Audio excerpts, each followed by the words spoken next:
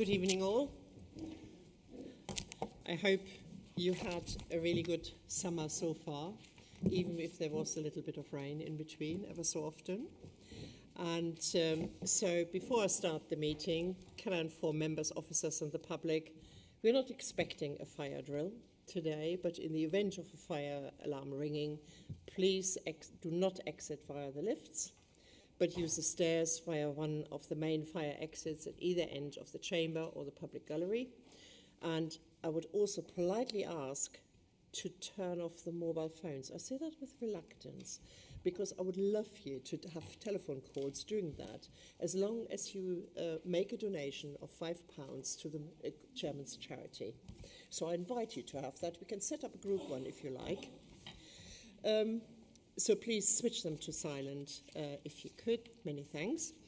And can I clarify that all items, apart from the approval of the minutes, where a vote is required to be taken, this will be undertaken using our electronic voting devices. I would also like to remind all members that should they leave the chamber during the debate of any item, please satisfy yourself that you've heard enough of the debate to vote in an instructive manner. And furthermore, I would also like to also be grateful if contributions can be concise and that the various item limits for speeches are respected. Sorry.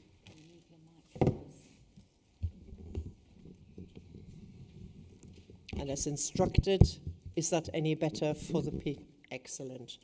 Sorry about that. So we were at the contributions to be made. Please keep them concise. Depending on the length of time for the meeting, it's also important that should we break, councillors to return to the meeting at the allotted time in order that we can promptly recommence the meeting.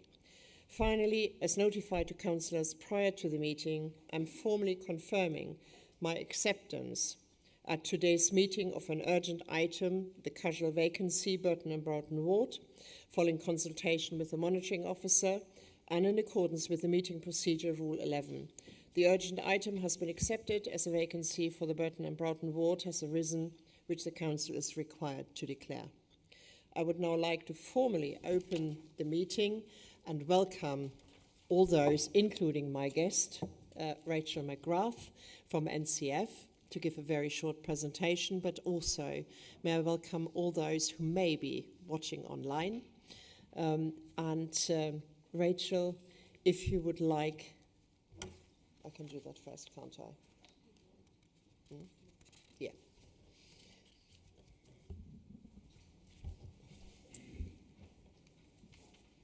So, welcome everybody, and thank you for your generous invitation to the Chair, Laura Lorman. Some of you in the room may already be aware of Northamptonshire Community Foundation. So this is really an opportunity, and I'll keep it under 10 minutes. I've got my watch on and I can see.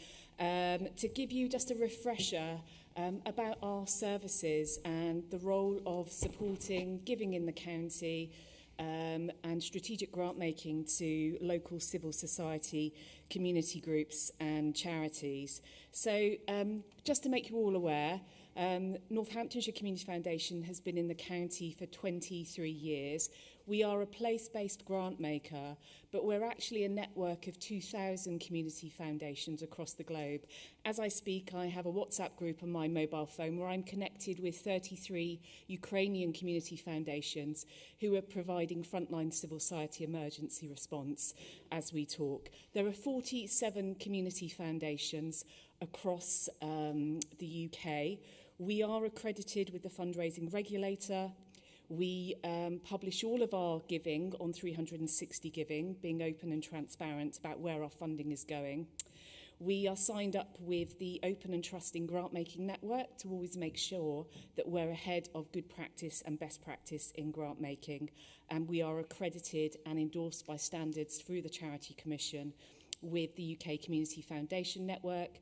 And we work with the Charity Commission on revitalising charitable trusts as well.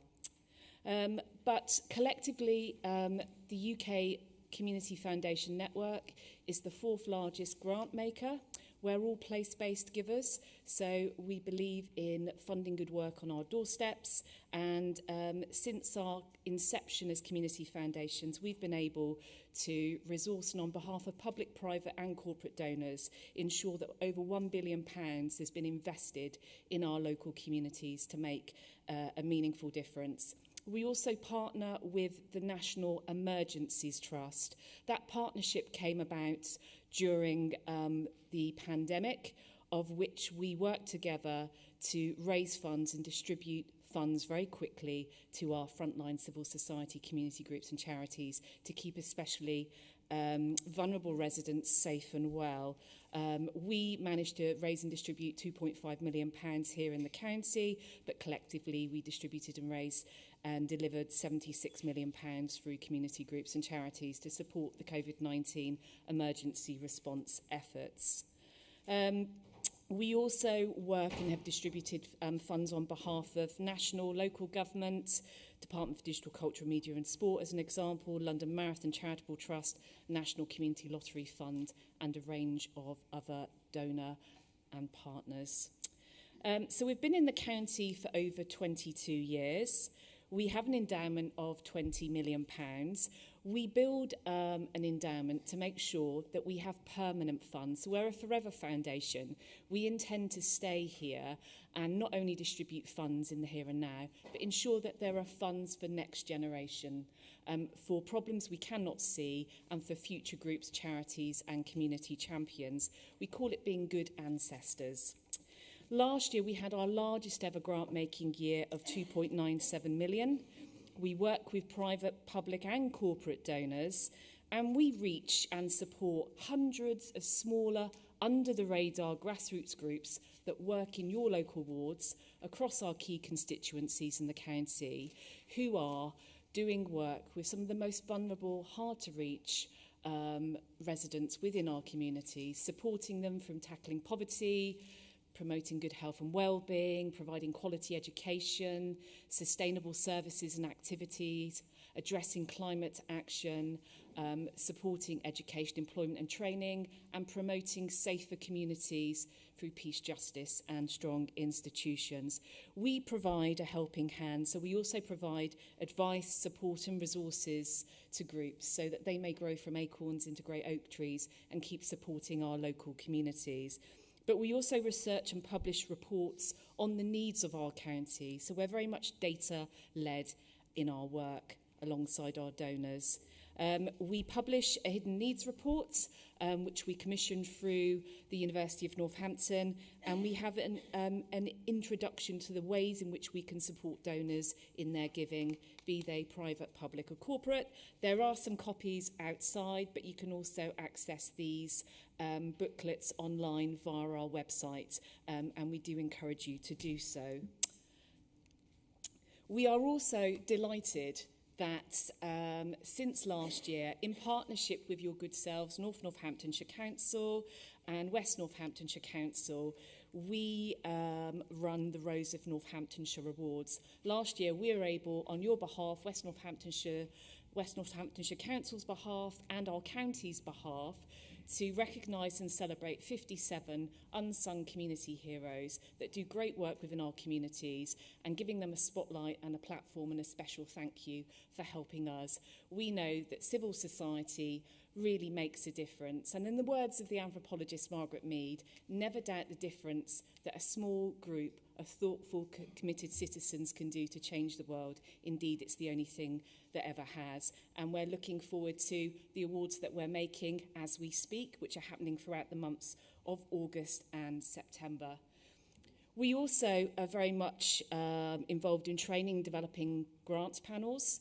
We have a network of volunteer grants advisors and assessors that support us in our decision making across a range of panels. We have bespoke panels for community need, for rural areas, bespoke panel for wind farm funds that we manage locally, which are driven and led by people who are invested in those decisions.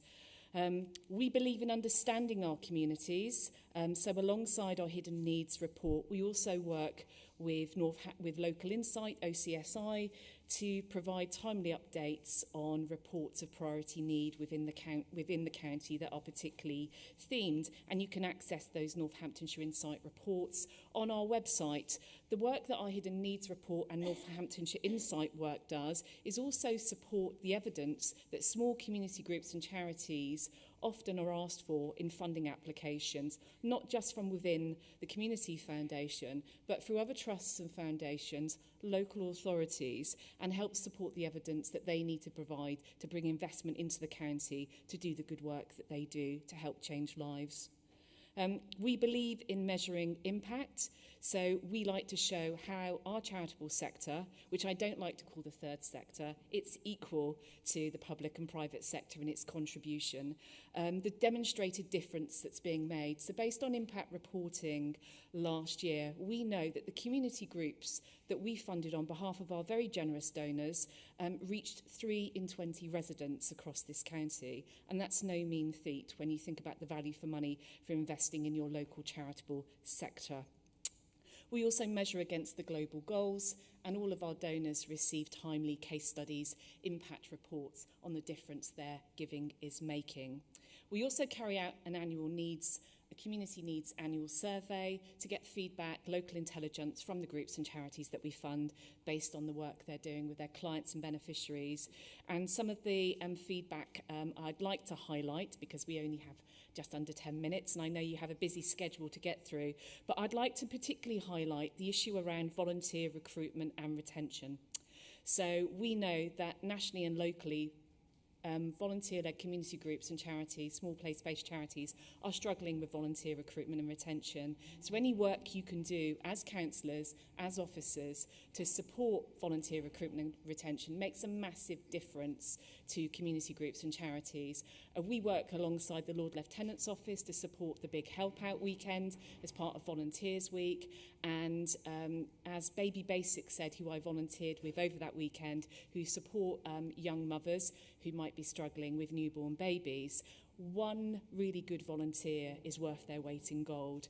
So just an important aspect that volunteers really do make a massive valuable difference, but how we recruit and retain and support civil society in that way is incredibly important too.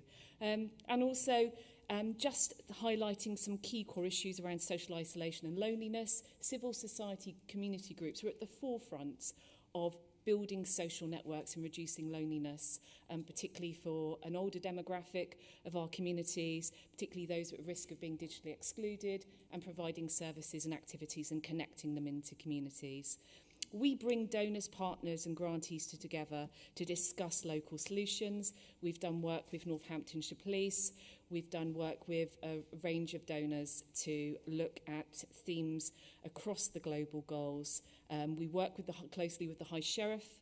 We work closely with the Lord Lieutenant's Office to also look at the role of public service and supporting our local charitable sector. We work with public donors, local councils and national government. We have, within this county, been delivering funds on behalf of local councils and authorities since 2006, most recently household support funds through the Department for Work and Pensions, but we also recently have funded youth social action funds through the Department for Digital Culture, Media and Sport. We work with charitable trusts. We work with the Horner Family Foundation in the county, who are particularly interested in supporting younger people and younger parents in Corby and Kettering. So we work with that family foundation to help them find the groups and charities that their funds will have the most impact through to support young people and young parents. We work with corporate donors such as Bambino Mio. We work with donors that have had their own personal journeys and are committed to raising funds, such as Crazy Hats, which is charitable fundraising that has enabled us to support women who are living with breast cancer at Kettering General Hospital with essential bursaries, with Bambino Mio supporting families who are experiencing poverty. We also work with the Corby Cube Theatre and the Royal in Derngate Theatre we invest each year and donate to their Make a Memory Appeal and their Unforgettable Gift Appeal, so that during the winter season and during the festive period, families and young people can have the opportunity to experience the magic of theatre and make memories as a family and alleviate some of that stress during the Christmas period. We also recently ran a match fund challenge supported by the Constance Travis Charitable Trust, which is ensuring that rural communities get their fair share of funding. There's a lot of hidden poverty that we know that's been reported through our rural community groups and charities, and we know that there is additional barriers for those living in rural communities in terms of access to community transport, faster broadband, access to medical services, just to name a few. As a result of this match fund appeal, just in June, we awarded over £109,000 to rural community groups and charities across our county. This is being supported by the Young Farmers in Northamptonshire, the Constance Travis Charitable Trust, who have generously donated the funds, Northamptonshire Acre as the lead county-wide agency for rural communities, neighbourhoods and groups, what is now the Rural Countryside Fund, Rural Services Network and the Lord Lieutenant's Office.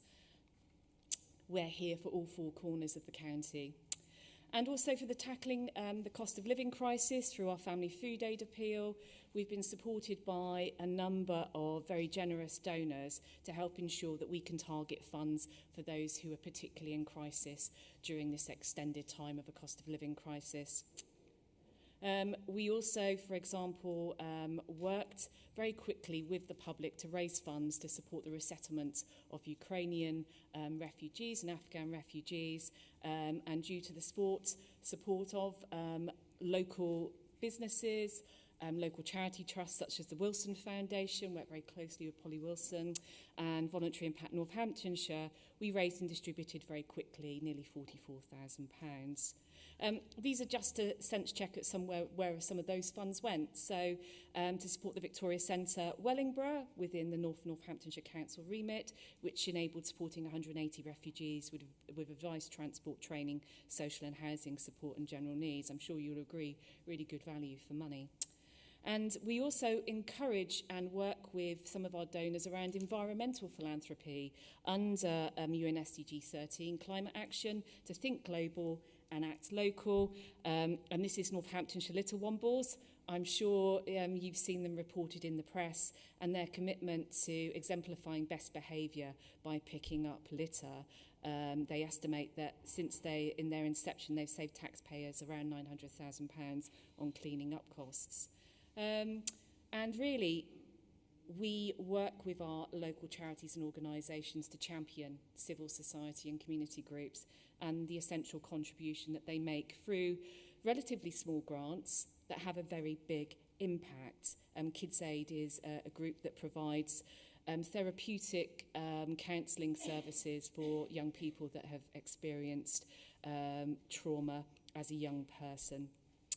We have a 5-year strategy. You can read it on our website. I'm aware that time is counting down.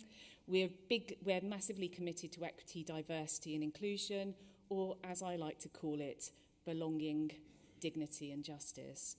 And we work with corporate partners such as Avon, for example, to invest funding in supporting projects that are tackling violence against women and girls. And I'd just like to say thank you to all of our donors, community groups and charities. That's the reason why we exist. We are here as custodians and to provide a service to the wider community, and we're here to stay. Thank you for listening.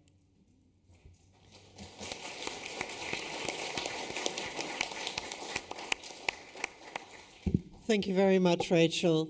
That was very, very inspiring. And Rachel mentioned the Rose of the Shire Awards. I'm very privileged to be able to hand out 4 awards during the month of August and September. Tomorrow, the first one in Kettering at 2 o'clock to a small group who've done some fantastic work, helping about 200 children in total to have a trip to the seaside and things like that. And other people who had great involvement in public life, including one of our councillors who unfortunately is not here tonight, but I will make arrangements to actually see that person at home. to make sure that he actually gets his award. So I apologise that I've jumped a little bit around with the agenda, and if I can go now to item 1, apologies for absence, please. Councillor Rowley. Thank you, Chair. I've got apologies from Councillors Bell, Deering, Lavelle, North, Shacklock, Tye, Roberts, Waters, Henson, Kirk, Harrison and both Brackenbury's. Thank you very much. Councillor Riley. Yeah, hi, good evening, Chair, officers and fellow councillors. We have 3 apologies this evening. We have Councillor Leanne Buckingham, we have Councillor David Sims, and we have Councillor Elliot Prentice. Thank you. Thank you. And Councillor Sedgwick Brown. Thank you, Madam Chairman. There are no apologies from the Independent Alliance Group. Thank you. Thank you very much. Are there any other apologies that need to be recorded? Sorry, my apologies, Councillor Fedorovich. Thank you, Chair. Evening, everyone. I have apologies from Councillor Best and Councillor Tubbs. Thank you. Thank you very much, and sincere apologies that I overlooked you. Any other apologies that have not been noted? Okay. Yes, Chair. One apology from Councillor Rossana. Thank you. And with that, we go to the minutes of the last meeting held on the 23rd of May, when you took the decision to have me as your chairman. And I move the minutes as a true record. Could I have a seconder, please? Councillor Marks.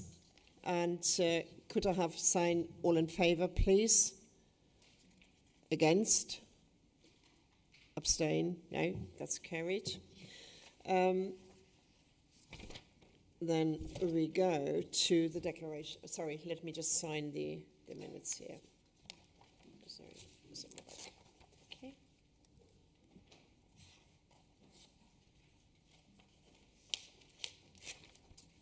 Thank you.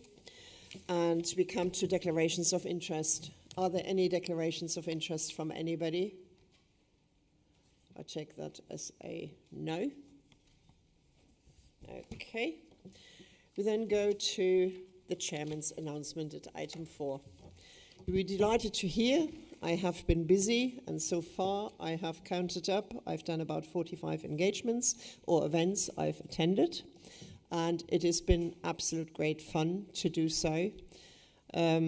I attended with great pleasure the 4 events we have had at the fun days, the family fun days, and they were absolutely brilliant.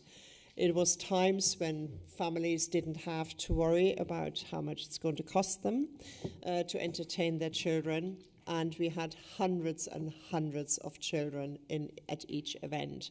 So a huge thank you to those services who were involved in arranging it, under the guiding hand of Councillor Howell, no doubt. And so I think it was great.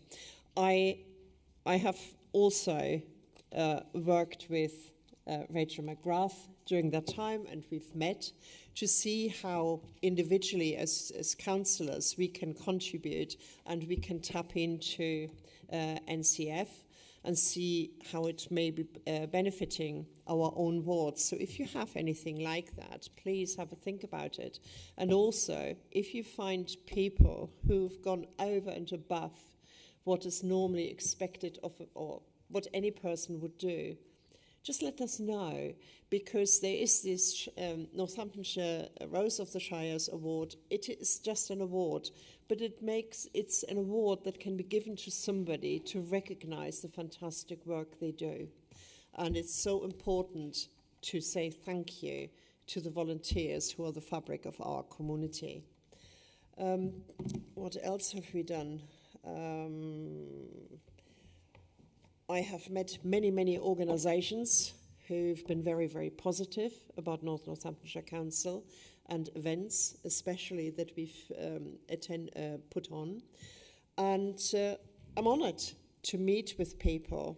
I've been out several times to Chester House Estate, and it's always been an absolute pleasure. And the events that were put on there were absolutely brilliant. The most poignant one for me was very recently. I attended the retirement. I was invited to attend the retirement of a postman in Earthlingborough.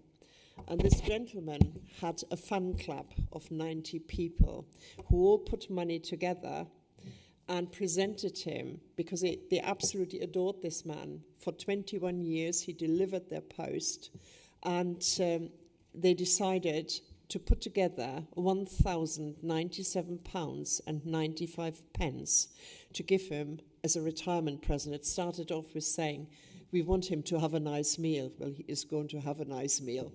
And it just shows, what sort of people we have. We have in Findon, for instance. I'm going out to Findon mid-September. There's a gentleman who's looking after a war memorial. He's done that for a decade. He doesn't want any money for it. He doesn't want any thanks for it. He just does it. And those are the wonderful people who deserve some recognition. So if you have any, please let me know. Or please get in touch with Rachel McGrath and NCF. So that is all from me. I've rabbited on enough about it. Are there any leaders' announcements? No. Okay, thank you. I have been ably informed there are no public statements that have been received for this meeting. I can also confirm there are no public questions that we've received, and I also confirm that we have not received any petitions on this occasion. And with that, do we have any executive presentations? No. Okay. Not on this occasion. And then I understand there's a request to vary the order of the business. Councillor Smithers. Thank you very much, Chair. So under Meeting Procedure Rule 9.2 relating to the order of business, I should be grateful if urgent item casual vacancy Burton and Broughton Ward could be brought forward on the agenda for consideration immediately after item 12, Revenue and Capital Programme Update 24-25, and prior to item 13, motions on notice. Thank you, Chair. Thank you. I take it that I have confirmed my agreement with that, and that should be in order. So therefore, we will now move to the substantive items on the agenda, and may I again remind members that following items being moved and seconded, you should register your wish to speak to open the debate on our system and the microphone unit. So with that, we turn to item 8. The selection and appointment for Executive Director of Finance, and we'll give the person a moment to leave the room. Okay. Please may I see Councillor Smithers to present and move the report. Thank you, Chair. Following a rigorous national process, I'm pleased to recommend Claire Edwards as our Executive Director of Finance and our Section 151 Officer. You'll be pleased to hear we attracted over 15 applications in total to this role, and they were real high-quality individuals and experienced candidates, more importantly from all around the United Kingdom. A selection underwent a technical assessment and interviews with our corporate leadership team and elected members, being before an interview for the formal subcommittee. And I'd like to thank those members who were involved in this process and for the officers who invested so much of their time and supported us over this interview process. It is always fantastic that when we recruit nationally and attract the calibre of candidates that we do, that our own talent rises to the top, and that is exactly what Claire did. The Section 151 role is not new to Claire, as she is an experienced Section 151 officer, and having undertaken the interim role at Northamptonshire Council for the past few months, and having previously held the statutory role at Huntingdonshire District Council. Claire's impact since she took the interim role has been tangible. She has fostered good relationships with colleagues throughout the council and partners, and been instrumental in moving forward at pace important decisions for this authority. She certainly impressed me with her passion for Northamptonshire and her focus on ambition and identifying and supporting opportunities to ensure sustainable authority. I therefore move the recommendation of the Sub-Employment Committee to formally appoint Claire Edwards as the Permanent Executive Finance Director as designated as Section 151 Officer. Thank you. Thank you, Councillor Smithers. Could I see Councillor Lloyd-Bundy to second the item, please? Thank you, Madam Chair. I am very happy to second this recommendation and I reserve the right to speak. Thank you. It's open for debate. If there are any comments from anybody. I have got the first one, Councillor Lee. Thank you. Thank you, Chair. In Claire Edwards, we are fortunate to have an officer who embodies unwavering dedication to her role, coupled with a rare ability to elucidate the intricacies of local authority finance to us councillors. From the outset, her training sessions preceding audit and governance meetings left an impression on me. Claire is not only acutely aware of the state of our finances, but she also possesses the courage and competence to guide us through the formidable challenges that lie ahead. And given a prior experience in this demanding position, working closely with our finance team, Claire requires neither an introduction nor an induction, so we welcome her appointment. Thank you. Thank you very much. Councillor Jenny. Thank you, Chairman. As Chairman of the Employment Committee, can I add my support to the appointment of Claire Edwards to this post of Executive Director for Finance? She will do an excellent job. I'd also like to personally thank all those involved in making the selection, officers and members. You assisted through the interview process. Your views and comments were extremely valuable in reaching a final decision. So thank you to you all. Thank you. Thank you. Councillor Keane. Thank you, Chair. We all know the Section 151 officer is a critical role to this council. Our financial health directly impacts our ability to serve our communities to provide essential services. Claire Edwards brings a wealth of experience and knowledge to this position. She's an internal appointment and has worked well as the interim 151 officer. Beyond the numbers and the spreadsheets, the role of finance officer is about communicating and working collaboratively. And I look forward to doing this with Claire, and I would like to extend a warm welcome to her in a new role. Thank you. Thank you. I have got no other speakers, and I fully concur with everything that has been said. Could I therefore, Councillor Bundy, do you wish to? Okay. Councillor Smithers, you've got the final word.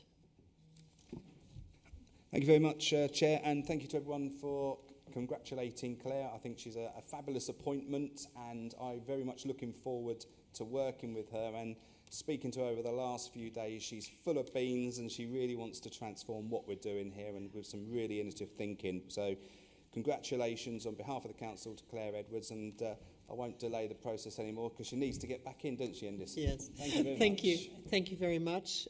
Can I please put that to the vote? Councillors, you have 30 seconds to vote. Mine doesn't work.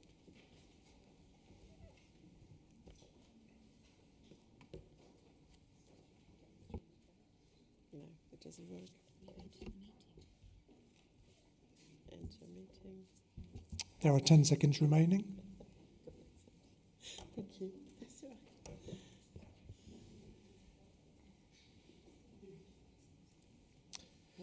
And the vote is finished with 59 votes in favour, 0 abstentions and 0 against. That is a superb result. Therefore, Ms. Edwards is duly appointed. And I think we can ask her to come back in, perhaps with some applause.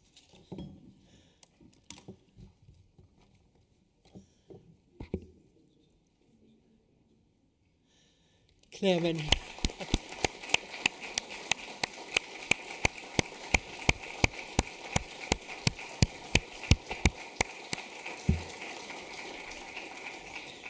Many congratulations, Claire, and welcome in that new job, and we wish you all the best.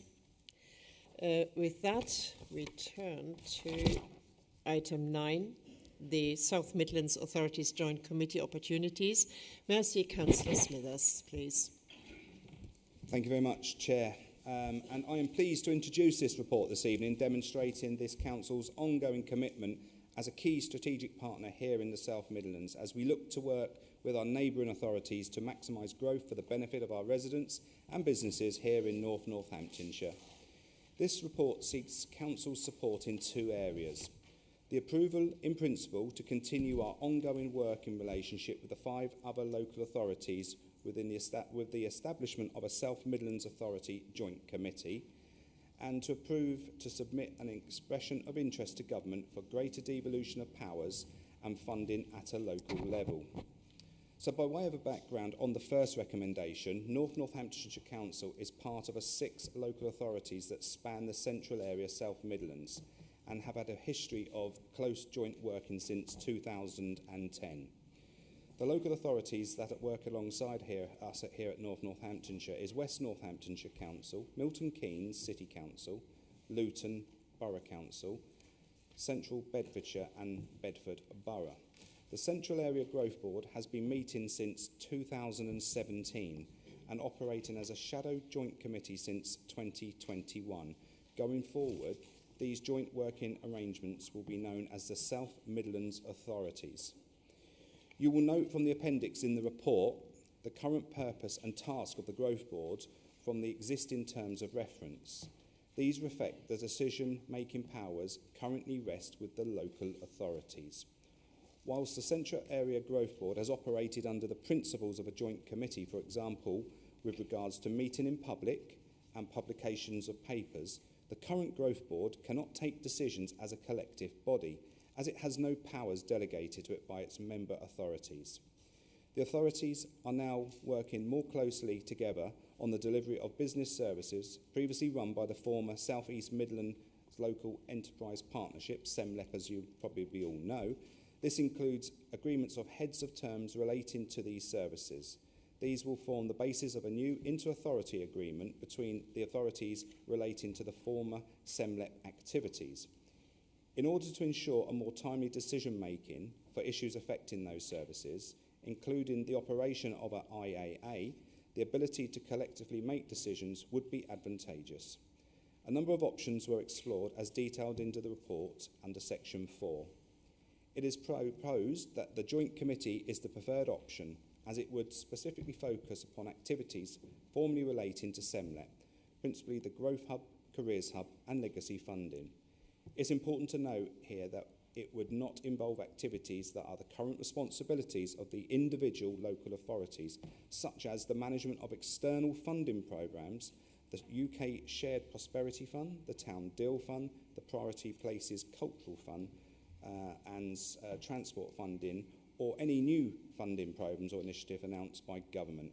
Each member authority would delegate powers to the committee so that it may be a decision-making body. Broadly, only members of the member authority's executive may be appointed, save for some very specific provisions. This would be in line with the current membership of the board, where the leader or his appointed deputy are the representatives from that authority. So turning to the second recommendation and the opportunity to be involved in devolution discussions with central government, the following of this recent general election, the new government has signalled its intentions to devolve more powers and funding to the local level. It has asked councils to begin discussions with neighbouring local authorities and asked for initial expressions of interest to be submitted by the end of September 2024. By way of a background, devolution is central government's transferring responsibilities and funding for specific strategic matters to a statutory body of local authorities. This has involved the creation of a combined authority which enables a group of 2 or more councils to collaborate and take collective decisions across council boundaries. The creation of a combined authority means that member councils can be more ambitious in their joint working and can take advantage of powers and resources devolved to them from government. Whilst established by Parliament, combined authorities are locally owned and have to be initiated and supported by the councils involved. The report highlights 11 have already been created to date, with 2 relatively local to us in the region, Cambridge and Peterborough, which is one of the very small ones in the country, and the East Midlands. The scope of activities devolved vary and are highlighted in section 5 of the report. The new government has indicated its intention to devolve powers over transport, skills, housing, planning and employment support. The aim is that more regions, including areas such as Northamptonshire, will benefit from integrated settlements with access to this important flexibility. More details will be set out in the new devolution framework, including the new powers and flexibilities that will be available to be published by government. It's anticipated that this will be later in the calendar year, Chair. You will note in section 6 of the report the options this council is considering, influenced by its geography and surrounding arrangements. We have also had the benefit of being a unitary upper tier authority, which makes discussions simpler than other 2-tier areas. The government has encouraged council to begin discussions with neighbouring authorities on the devolution agenda and has requested that an expression of interest be submitted by the end of September. This asks for a preferred geographical upper tier authority and whether a mayoral or non-mayoral devolution is preferred. Officers are currently working with the Chief Executive, myself as leader of the Council, the Executive Lead Member, to explore the options on what this most appropriate partnership arrangement looks like to inform the response back to government. This includes discussion with neighbouring authorities and others that the Council currently works with through existing joint arrangements, including the South Midlands and the wider groupings. It also includes analysing socio-economic data and functional linkages to help understand where there are shared issues and challenges that could form the basis for specific devolution proposals. It's important to stress that the submission of the initial expression of interest will not commit the Council to a specific geography, but it will provide a signal of intent to pursue devolution proposals and work more closely with the government and other local authorities to explore the options available following the publication of the devolution framework. I can also make this commitment now that a further report will be brought to the Council on this important area to ensure we are transparent in the progress we will make. This is an exciting moment in our time for this Council as we continue to thrive and grow as an organisation. The outcomes from this work could have a long-lasting positive impact for our residents and businesses. So, as you can see on the report, the recommendations are at 3.1, and I'm happy to recommend those, Chairs. Thank you. Thank you very much, Councillor Smithers. Could I see Councillor Lloyd-Bundy to second the report? Councillor King-Laval. Chair, I second this report and reserve my right to speak. Thank you. Thank you. With that, this is open for debate. I have got Councillor Keane to start with. Thank you, Chair. Councillors, this is given us a great opportunity to unlock devolution. That could unlock investment into Northamptonshire. Northamptonshire is a bit of a funny place. Geographically, it's in the middle of the country, and administratively, it's part of the East Midlands. However, it's difficult for us to exercise our weight here while competing with the already established East Midlands Combined Authority. We would be silenced by Nottinghamshire and Derbyshire. The benefits of the Midlands engine wouldn't also reach us as far here anyway. The East Midlands doesn't really work for us. So then we look to the east. We have the established Peterborough and Cambridgeshire Combined Authority.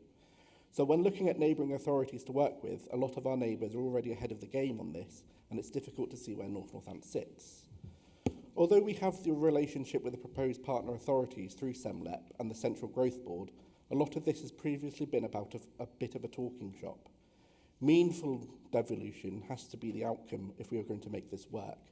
The meaningful benefits of this need to be felt as much in Northamptonshire at the northern end of the proposed joint committee and as much as Milton Keynes and Luton at the southern end, with everything in between. We need to make sure we're a leading voice on this and set the agenda to be an equal voice like Luton and Milton Keynes will be. I believe that devolution can unlock amazing transport and enterprise opportunities.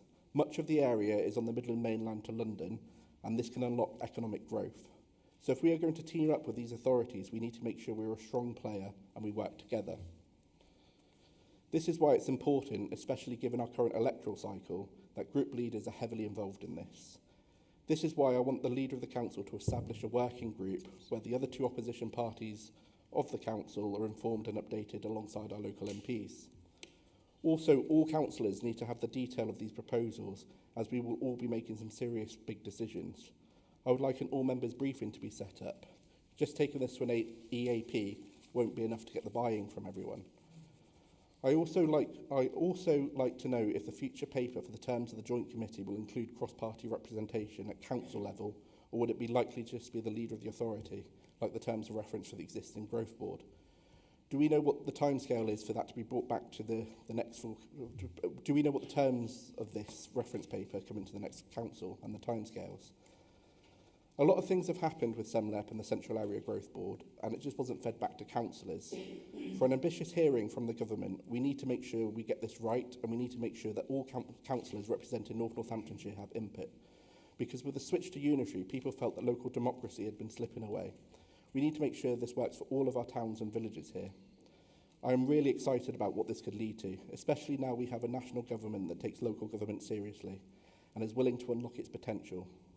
Hopefully this could lead to an ambitious devolution deal that benefits all of our residents, but it's important that the communication and the scrutiny is there. When we moved to unitary, Corby Borough Council sent all residents a questionnaire about the proposed unitary, which helped our decision making. Councillor Keane, could you wrap up, please? We need to make sure we're increasing public awareness. So if the leader could answer me the following questions, if he tells me if he's willing to set up that working group, and if he could tell me when we expect the terms of reference to be brought back to the council, and if he'd indicate if we put the case across for cross-party working. Thank you. Thank you very much. Councillor John McGee is the next one. Thank you, Chair. I have reservations about this size of this body. I don't have reservations about devolution. I think it's important that we work across all authorities, because we look at the bigger infrastructure projects, transport, etc. But I have reservations about the size of this Luton, Bedford, it's a big, big body. And I just have that fear that we could be left behind in that body. And I'm sure the leader would make sure that that boys his head. But that's a big body to try and draw some that huge finance into our area. So I do have reservations about the size of it. And I know this is only the beginning, so it may change. But I would ask you to keep that in mind. Because if we don't get this devolution right, for North Northamptonshire, it'll be evolution, because we'll get nothing. So we need to make sure we get it right now. And Chair, I would have thought, given that we're getting into this, we would have looked at some of the successes of the past organisations like this, like LEPS. How much did that bring into our area? What successes were there? And how do we learn from that? And what I would ask, one more question, is that we have a full report, at least annual report, brought back to full council with the successes of that partnership, so that we get a full understanding of that, above and over what we've been asked by our group leader. But it's important that all members of full council get an understanding of what we're brought into and what we're getting out of it here in North Northamptonshire. Thank you, Chair. Thank you, Councillor McGee. Councillor Hakewill.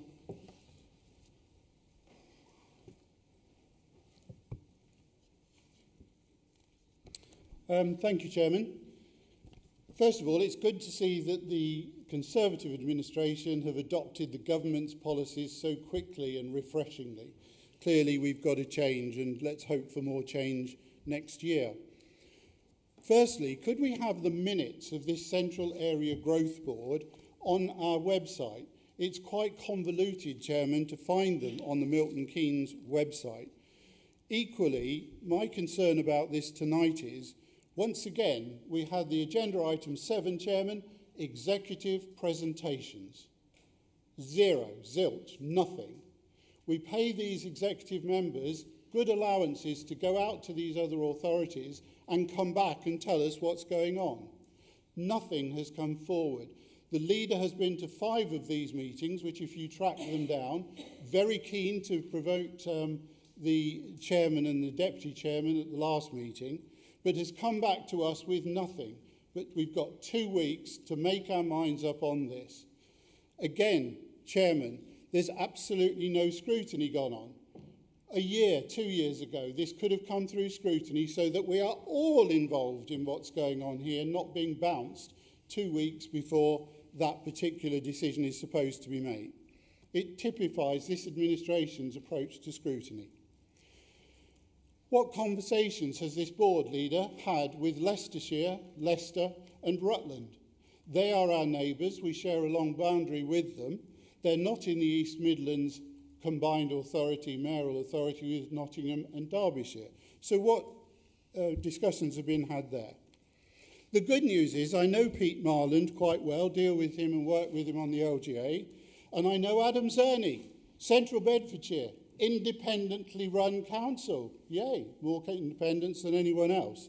And they are two people that I can admire and I can get on and work with. So that's a good point.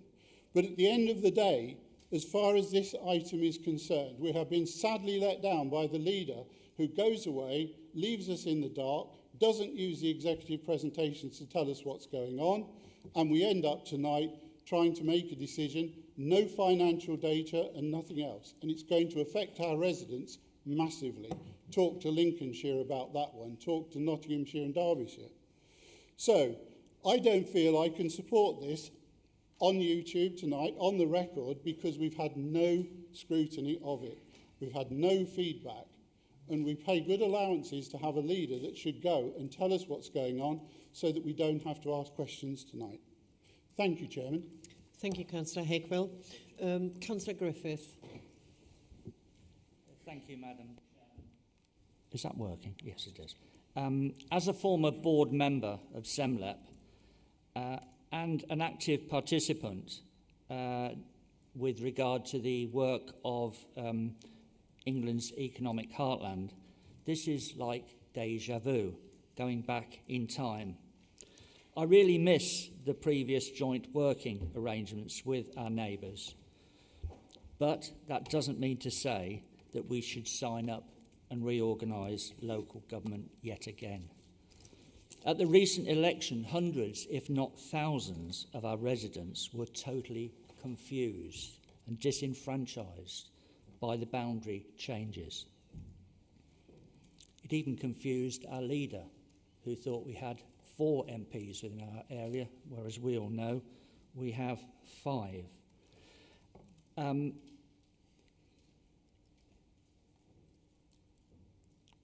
Many said that they didn't have any perceived relationship with places like Daventry and Brackley, let alone Kempston and Woburn.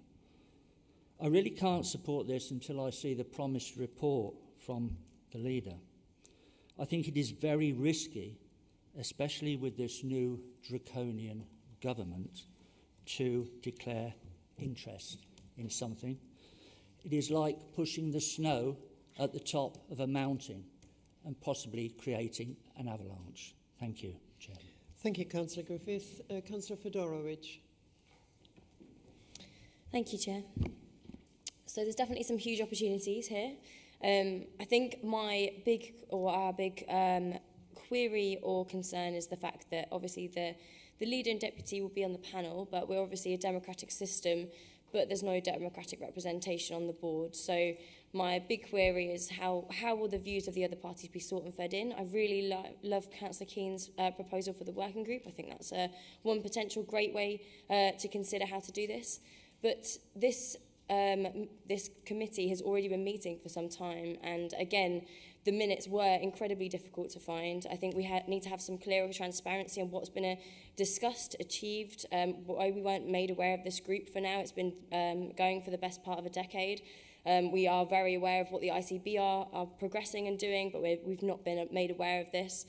So I think this is a really key point and about the transparency that we want to have as a council. There's not really been any other options offered up for alternative grouping of the local authorities, such as fewer authorities together.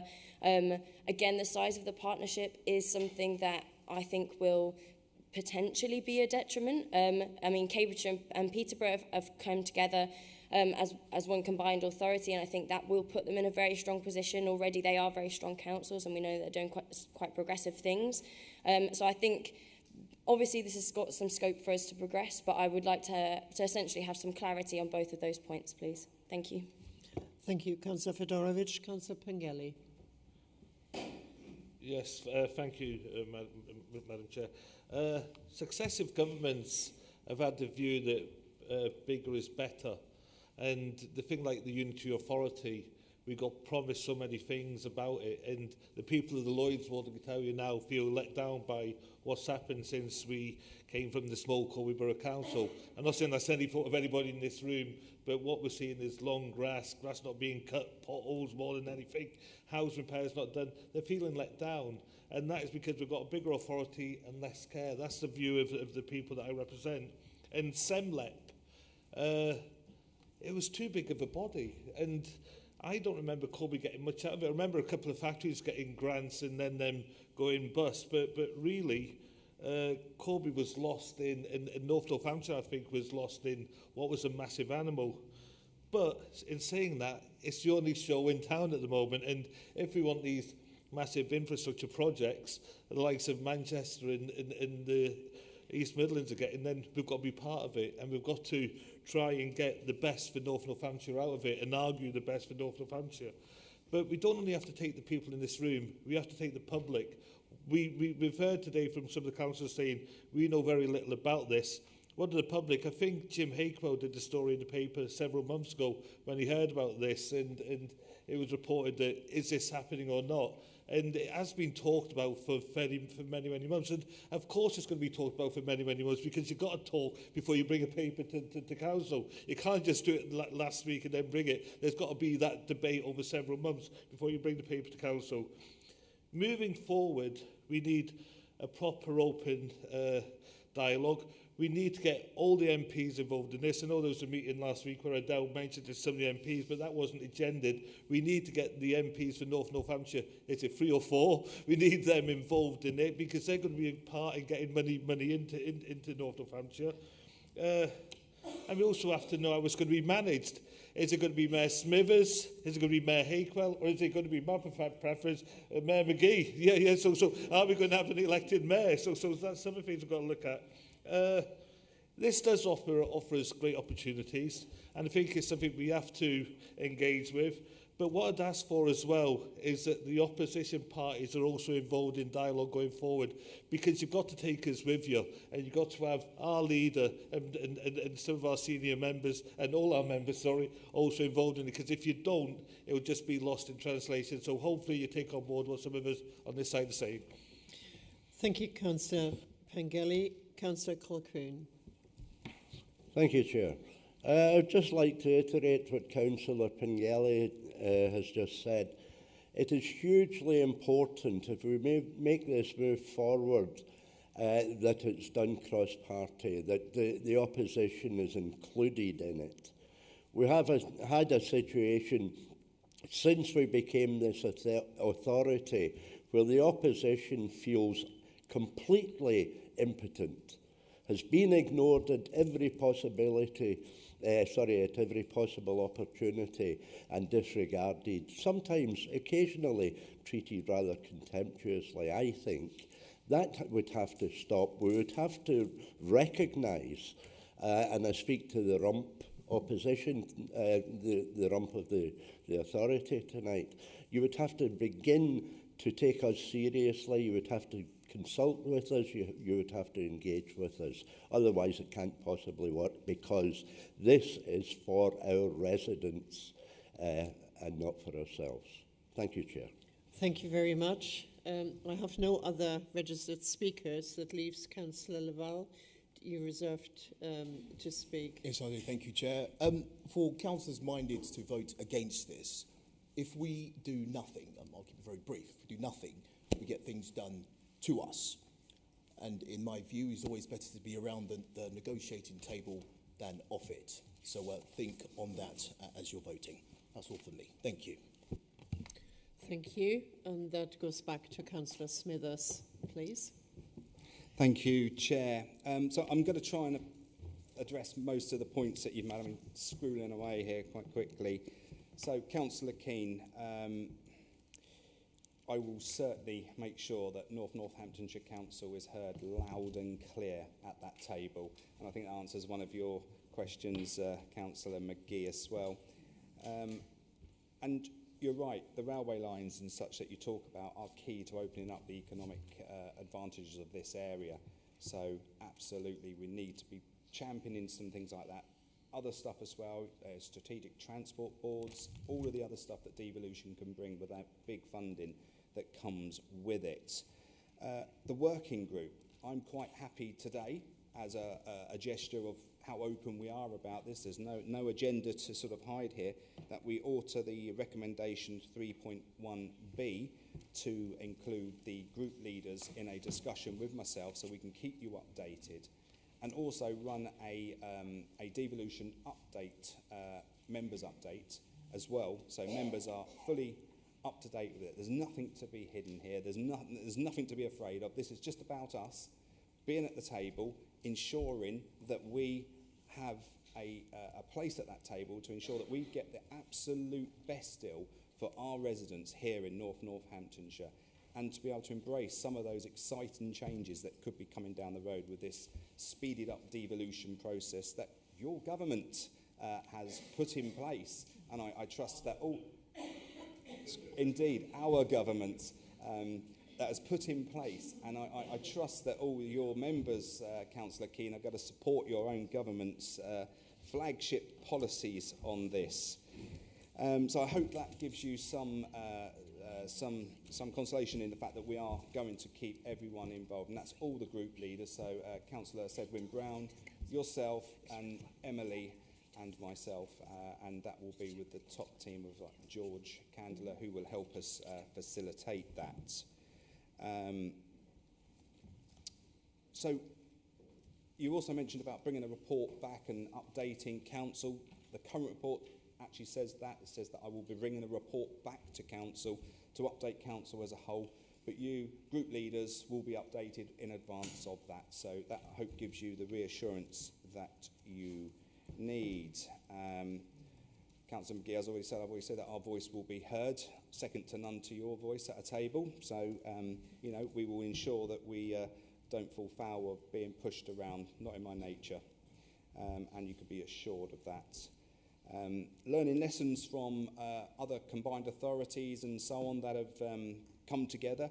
Obviously, central government, as you know, when we went through the unitisation process, local government reform, they advised us, DLUC advised us, the new department, MHGCL, whatever they're called these days, I can never remember the name, but, you know, we'll have best practices that they can impart onto us. So, and of course, we can, our senior colleagues can reach out to people that have gone through this process and learn the lessons learned. Councillor Hakewell, this is a fast-moving process on the back of the... Sorry? Could we just extend that to Councillor Smithers to speak, please? Thank you. So it's a fast-moving process on the back of the new government's agenda.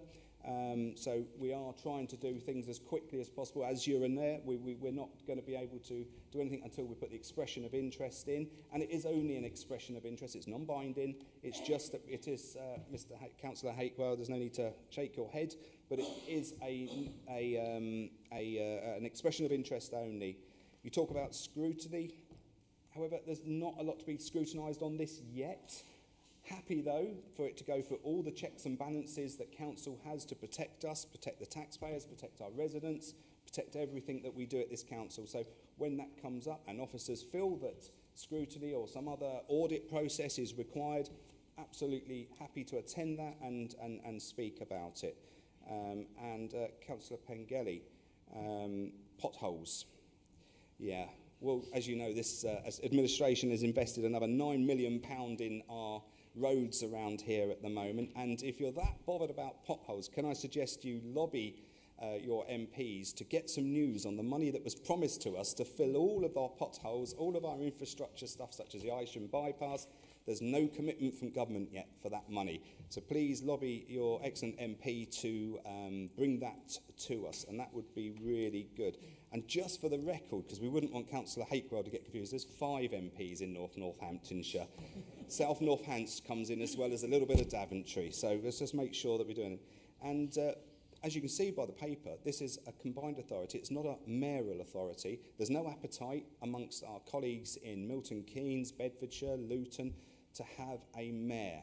The whole process is a non-elected mayor combined authority, which I think is a good idea for us, because we are then responsible for our own destiny, and we can make those democratic and localised decisions which are so important to the people of Northamptonshire. Thank you, Chair. Thank you, Councillor Smithers. Do I take it that you wish to amend 3.1b? Absolutely. 3.1b, to have some wording and the like, that the leader will consult with the leaders of the other groups, Councillor Sedwin Brown, Councillor Matt Keane and Councillor Emily Feredovich. Thank you very much. Do I need a seconder for that? Yeah, I don't. Councillor Noel? Seconded. Would you second? Second, yes. Thank you. I still got Councillor Noel wanting to... No, you've disappeared. It's fine. You've disappeared off my list. So with that, I will put this to the vote now. Please use your electronic voting button, which will appear on your microphone unit once the vote is commenced. You have 30 seconds to do so. Okay, the 30 seconds is now commenced.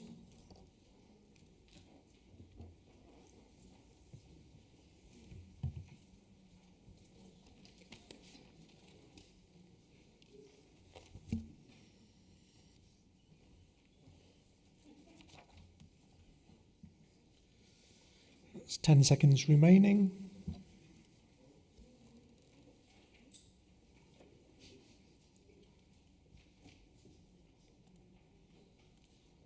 And the vote is now finished with 50 votes in favour, 4 abstentions and 2 votes against. Therefore, that vote is carried. Thank you. We turn to item 10, the draft Scrutiny Annual Report 2023-2024. May I please see Councillor Graham Lawman to present and move the report. Thank you, Madam Chairman. I'm pleased to present the Annual Scrutiny Report for 23-24.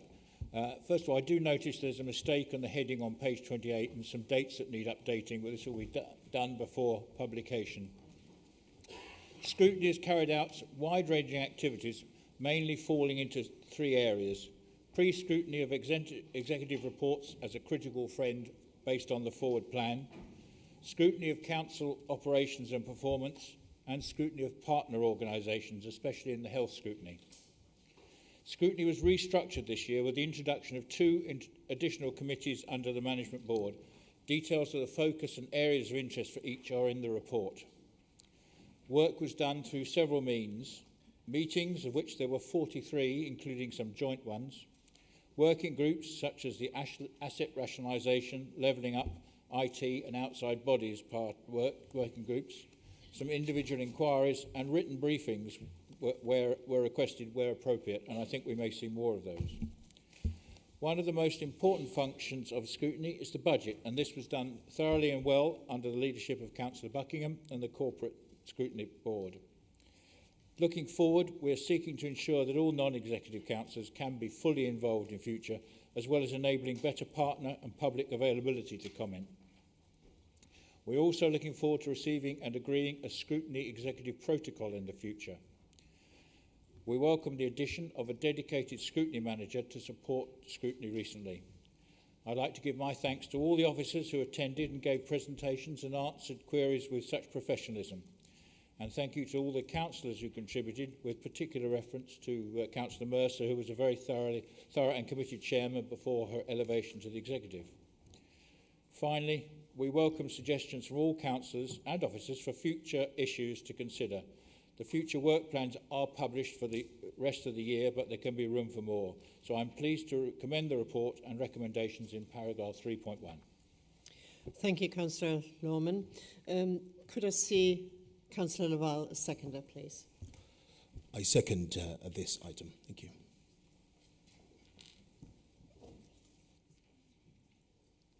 Thank you. With that, I open it for the debate, and I've got Councillor Lee to start with. Thank you, Madam Chair. Just to show that I've read it, the title on page 28, Health Scrutiny, it needs to be replaced by Place and Environment Scrutiny. This report is commendably well crafted. Nevertheless, it is evident that our current practice of delegating the execution of decisions to policyholders introduces a significant risk that the concerns of scrutiny committees may go unaddressed. A pertinent example is found on page 73, where it is noted that the chair of the Place and Environment Committee communicated to the executive the pressing need to expedite the repairs to the library roof in order to facilitate the reopening of Kettering Library. Regrettably, this sense of urgency was not adequately recognised by the portfolio holder, as the temporary repairs initially promised will now be deferred until the arrival of the Collie Weston slate. It's a regrettable delay, but it's a great report. Thank you. Thank you. We've got Councillor Lynn Buckingham next. Thank you very much, and I too welcome this report.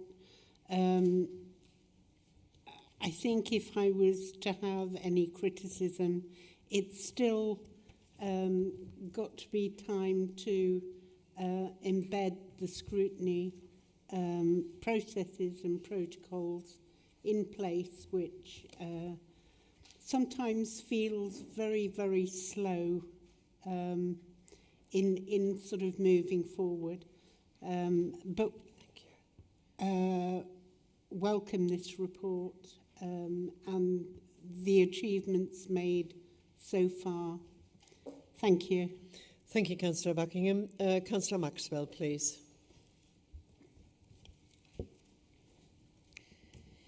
Regarding the scrutiny report, I'd like to bring up that on 9th of January 2024, we actually agreed in scrutiny, along with Kettering General Hospital, that this hospital would be rebuilt.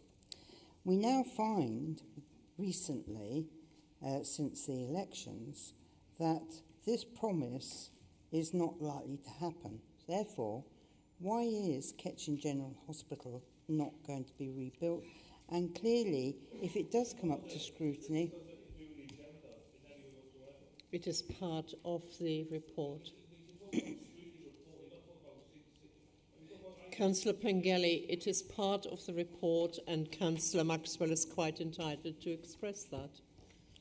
Thank you. I would like to point out, it is in the report, if you'd like to read it, that we did agree on the 9th of January this year that with Kettering General Hospital being present, that it would be rebuilt. Now we find that it's unlikely to get rebuilt, and the question is, why? Thank you. Thank you, Councillor Maxwell. Councillor John McGee next. Thank you, Chair. Having been about a wee while, I've seen all sorts of scrutiny across many councils, and I think we've still got a long way to go because, you know, the Commission for Public Scrutiny, they value scrutiny in any council very highly when it comes to marking our scores. And I don't think we would have a great score, if I'm honest, with scrutiny at present. I'm not saying it's absolutely atrocious, it's not. It's got merit. But true scrutiny has got to involve all our other organisations, our partners and the public. And what we tend to do is have it in these offices when we're talking about whether it be the hospital, whether it be education, whether it be transport, whether it be something in our community. We shouldn't be hiding in here. We should be taking scrutiny outside of this building. There's no need why we shouldn't. And when that did happen in one organisation I was involved with, they got excellent marks from the national bodies for scrutiny, because scrutiny is invaluable for any council to hold us all to account, not just the administration, all our councillors to account that they're doing their job. So I would urge that when we look at scrutiny going forward, we look at taking it out there to our partners, out there to the communities, so that when we do get an LGA peer review or whatever, we have an excellent council for scrutiny, and I would love to see that. Thank you, Councillor Councillor McGee. Councillor Hakewill next, please. Thank you, Chairman. The leader has often dined out, indeed talking to friends of mine about my ability on scrutiny.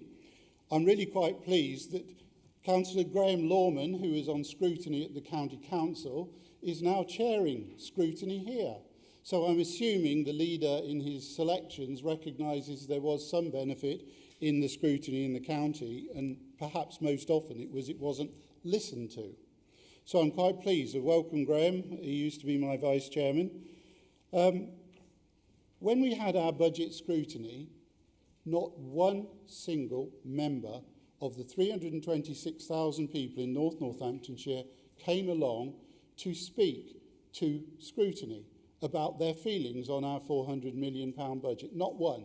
At the county councils, Councillor McGee and Councillor Orman, remember, we always had an agenda item which said members of the public, and they did come. And as chairman of that scrutiny, I invited them, and I was proud to see those members of the community come. There was one councillor here who rarely ever, if ever, attended community, and I won't mention the leader by name. I agree with Councillor McGee that we've a long way to go with scrutiny. 3 years on, and the chairman of Corporate Scrutiny Board says we're still trying to find our way. I hope the peers coming to our corporate peer review will watch this video and think about how poorly scrutiny is working in an authority that needs it more than any other. The whole epitome of scrutiny in this council is typified by the fact we sat in this chamber in November 22 and we agreed by a majority the will of this council was to investigate green burial sites and the opportunities for green burials. That was resolved by us. It was kicked into touch. The Scrutiny Committee, as the chairman will know, agreed that we should have a task and finish group. Kicked into touch again. That epitomises the way this council treats, as we've heard before, opposition councillors or minority councillors, because we don't or aren't interested. It wasn't invented in the Conservative group. That green burial process has massive benefits, and you look across the country to the way in which we run this council, our expenditure on things like the crematoria. So once again, we are in the poorest state of scrutiny. I'm glad to see we've got a county councillor back as chair of scrutiny, and I hope that the leader who made, on the first meeting we ever had, "You've got to have some brass neck," he said, when I was talking at that meeting at the Kettering Leisure Village. Well, 3 years on, he has failed to deliver, failed to understand, failed to welcome scrutiny forward and backward looking. Could we come back to the actual report, Councillor Hakewill, unless you finished? Thank you. Councillor Fedorovic. Thank you, Chair. I welcome the report. I think we actually have made a fair bit of progress, especially with the new structures of the scrutiny. We've definitely seen an increase in scrutiny, and that is a positive development. However, I am still concerned that we're not making enough changes. Scrutiny isn't scrutiny unless you make a change, and I've seen so many agenda items just be noted, and continues to be the case. And I really want to put on record today that I think we need more scrutiny working groups to dig into the detail, make more meaningful improvements, such as with the green burial, for instance, as a very excellent example of where that could be worked through, and we could make some significant savings for this council.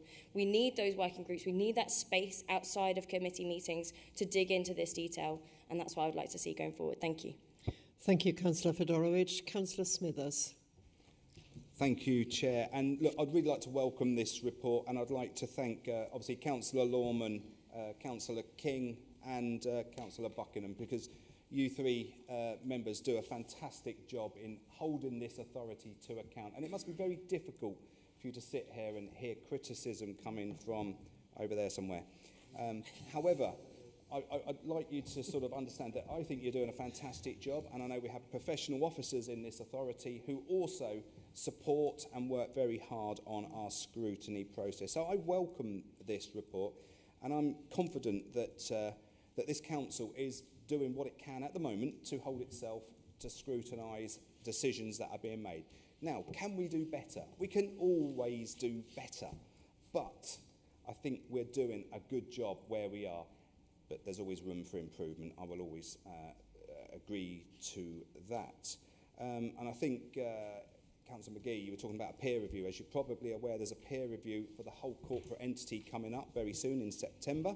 And I very much look forward to how that goes. I'm confident that that will be a positive a review of this organisation.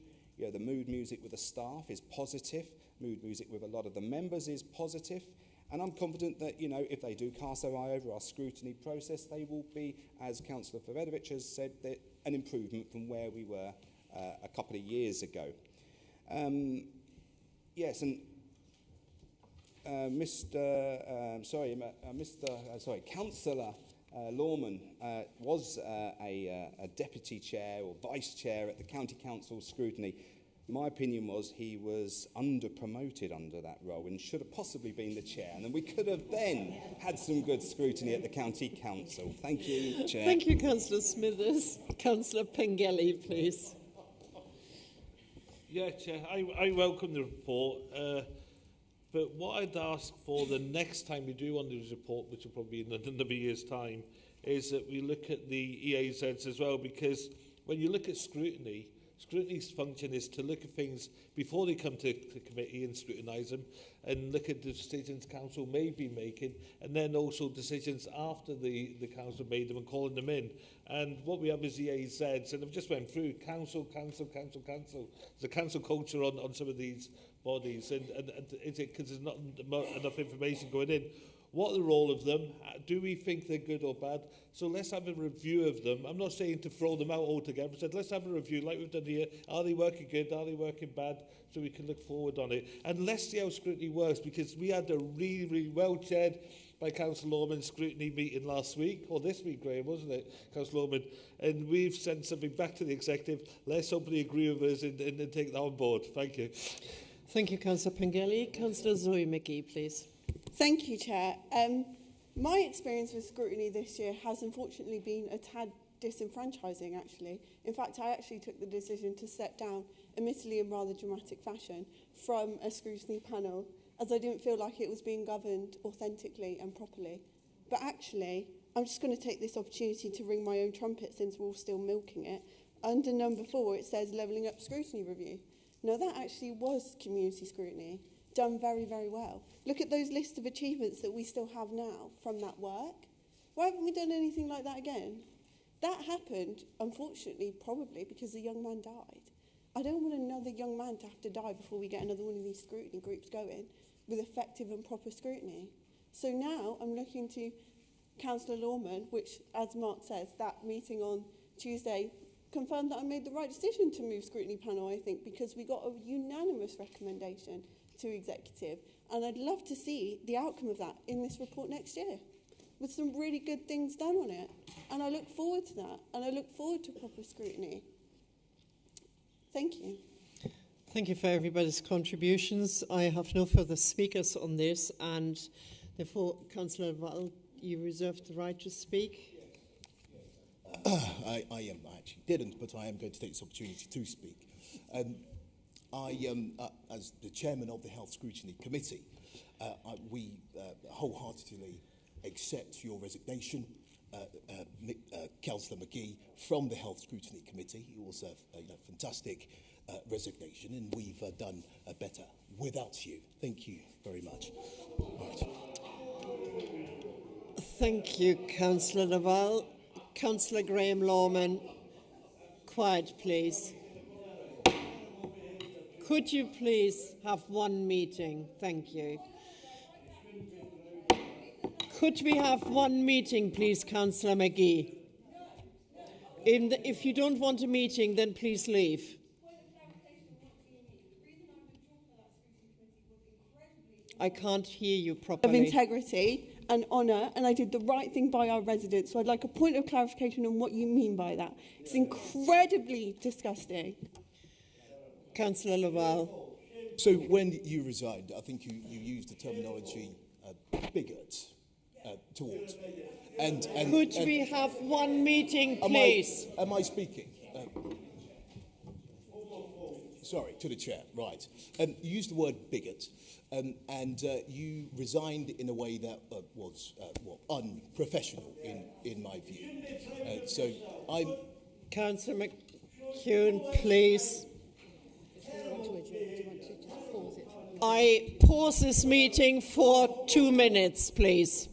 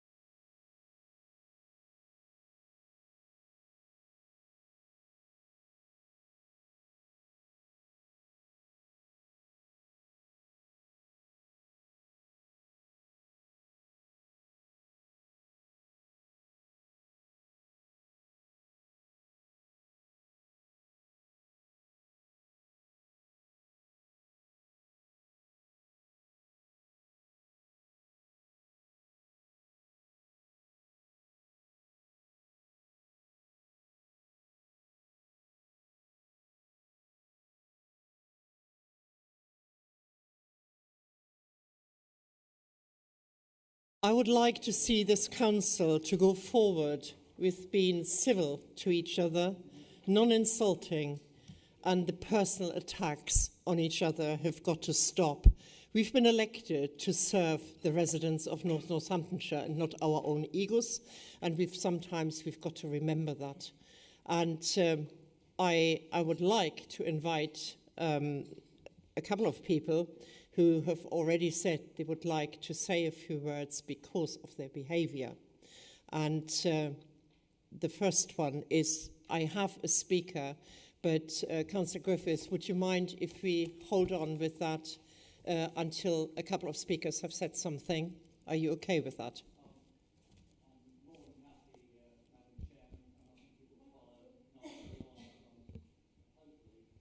Thank you. Councillor Colquhoun, I hope I pronounce it properly. Close enough, Chair. Okay. Firstly, I'd like to apologise to Council for my outburst there. It was just a bit of frustration more than anything else. I'm very proud to be a councillor. It fills me with pride. I'm very, very pleased about it. I do apologise, Council. Hopefully it won't happen again. But I hope also that Councillor Lawal will be large enough, big enough to also to apologise. Thank you. Thank you. Thank you for your words. It's entirely up to the individual whether they wish to make any statement. I cannot direct any councillor to do so, and unless they press a button, I will not do that. But I think we've got to remember why we were here, and it doesn't matter which side of the chamber it is. We are all working, we should be working together. And during the council meetings, certainly we might be on the perspective of political views, we might be from one end to the other, but let us please work together for the benefit of the residents of Northamptonshire. Those are the most important ones. I have Councillor Laval. I'll say this. Thank you for your remarks. If I caused any hurt or offence, I would withdraw my remark. Simple as that. Thank you. Thank you. Councillor Griffith. Thank you, Madam Chairman, and I wholeheartedly agree with what you've said about conduct in this council chamber. Our residents are watching, and I do hope that Izzy and her fellow peers are also watching this meeting, and they may well come to consider that this council's culture and the scrutiny will function so much better under a committee system. Thank you. Thank you, Councillor Griffith. And with that, I turn to Councillor Graham Lorman to finally have the last words on your report. Thank you, Madam Chairman. I was so enjoying the scrutiny loving. To Councillor Lee, the only thing that scrutiny can do is to recommend to executive. It doesn't have powers to do it. So, and if you look in the notes to the many meetings, you'll find that it has made recommendations and the response from executive is there, and indeed matters have been picked up. It's a while ago now, so I can't remember everybody who spoke, but certainly we've been looking at ways forward and making the scrutiny process more successful and more flexible. And unfortunately, there is a limit in the Constitution on the number of working groups we can have. That's something we could look at. But there's nothing stopping individual councillors going away and investigating something that they're interested in and bringing a report back to scrutiny to put into the system. With regard to Kettering General, it's somewhat above our pay grade, I think, to determine whether that gets built.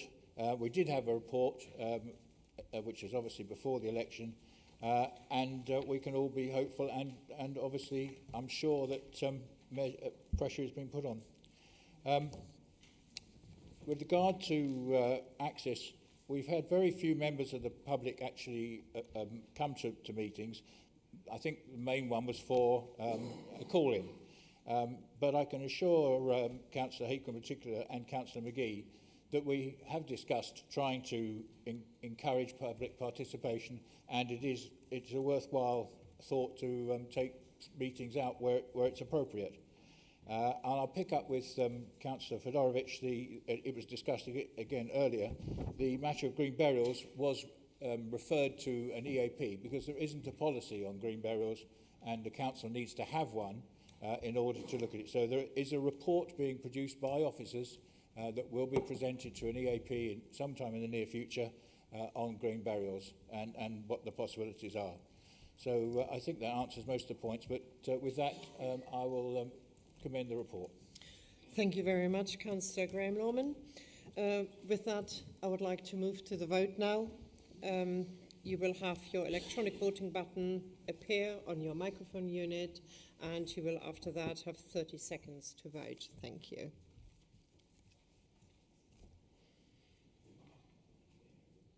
Councillor Colquhoun, do you have a problem? No? Okay. The vote is now commenced.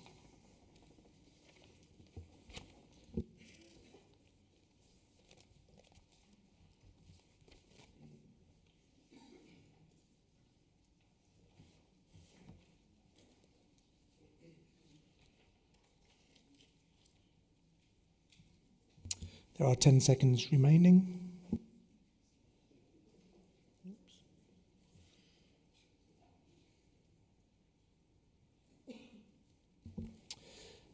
The vote is now finished with 52 votes in favour, 4 abstentions and 1 vote against.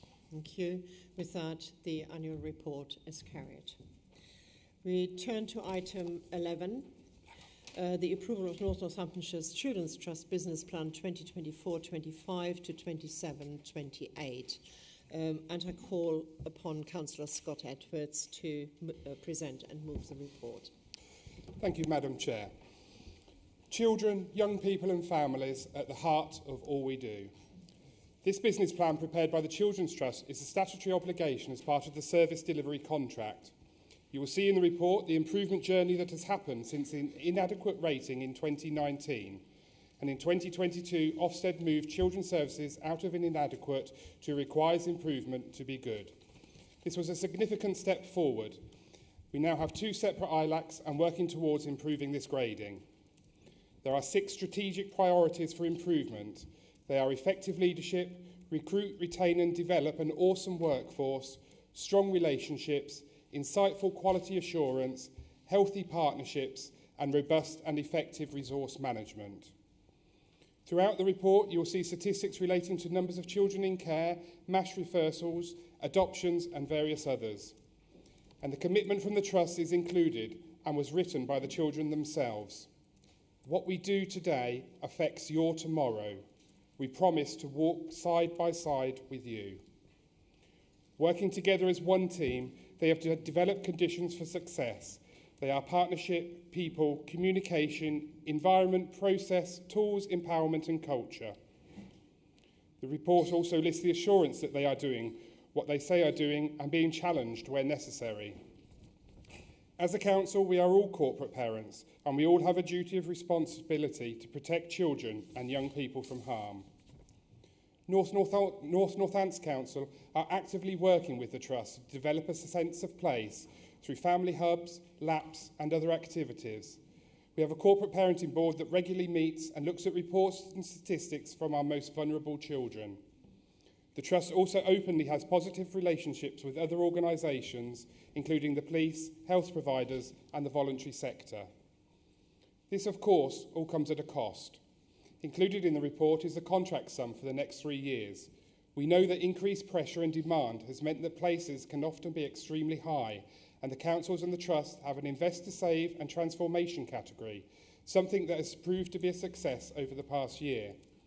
Demand and placements continue to be a financial challenge, and both councils are working with the Trust to mitigate this. There are recent key performance indicators within the report to show the progress on the Trust. The board meets regularly, and as lead member have attended by invitation to talk to them. The relationship with the Trust is very open, and I personally have regular meetings with the senior leadership teams, and I know that if I need anything, I can just pick up the phone. Before we move to the recommendation, I would urge you all, in your own time, to read the poem on page 13. This is written by a child. It's a powerful tool for us to remember why we are all corporate parents and why we must work together to get the best results for our children. Putting children at the centre of everything we do. I so move this report. Thank you, Councillor Edwards. May I see Councillor Jan O'Hara to second the item, please? Thank you, Madam Chair. I'm happy to second this report and also welcome it and condone what's within it and the symbiosis we have with the Trust and, most importantly, the children. Thank you. Thank you. I open it up to debate, and the first speaker is Councillor John McGee. Thank you, Chair. I mean, this is an extremely important paper for us moving forward and our children. And I do have reservations about some of the things in this document, especially when you say we're all corporate parents. We know there's more and more private houses, children's homes being set up. I think they're in just about every estate in Cornwall now. A little house with 2 or 3 children in it. And they are, unfortunately, not registered, many of them. That's a big worry across this organisation. There's many of them not registered. That shouldn't be happening in this day and age. We have to make that a priority to sort out as soon as possible, and that should be a priority for them moving forward in the next year. Because being inadequate, can't even say it, that's just not good enough. That's not good enough. In fact, many of those Conservatives sitting there were in charge at the county council when they failed the children's services. In fact, the main person that was responsible for the failure of children's services sits in a Conservative senior position in the West, and you're working with them trying to improve it. That's not going to happen unless we work cross-party and work together, fighting together for it. I'm not having a go at any individual. You know, I wouldn't lower myself to the standards of some people in here. But as a group, collectively, you've got to take responsibility. You failed the children of this county years ago, and we've never picked it up yet. So here's our opportunity to pick it up and prioritise the important things, and that's ensuring that these unregistered homes are registered and they're inspected. Because I know of at least 2 or 3 in a small area where we have children running about at night time causing havoc for the residents. That's not acceptable by any means, not for the children or the residents, but especially not for the children, because we don't know what could happen to them in the long run. So let's make that a priority in this document and talk to them and say that has to be sorted ASAP. Thank you, Councillor McGee. Councillor Dorothy Maxwell.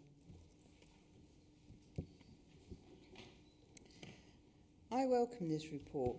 However, I feel the government need to give more money for send children being assessed in schools. Without this assessment, these children are left in schools picking up the tabs for speech therapy and education psychologists. Why? There are children from 2023-24 still without this, and clearly it needs addressing. This should not be happening. Whilst North and West share the responsibility, once consumed it's acceptable, because it's not. Therefore, I ask not only as a councillor, a parent and a grandparent of a looked after child, that we make sure that in 24-25 that they are looked after and that the Labour government will do this. We have to make sure that every child is assessed and that the education psychologists and speech therapists are given to schools. Thank you. Thank you, Councillor Maxwell. Councillor Zoe McGee, please. Thank you, Chair. I just would like to draw Council's attention to a problem within not just our children's services, but a national children's service that I'd love to work with Councillor Edwards on and possibly see a report on, and that is the case of deprivation of liberty orders.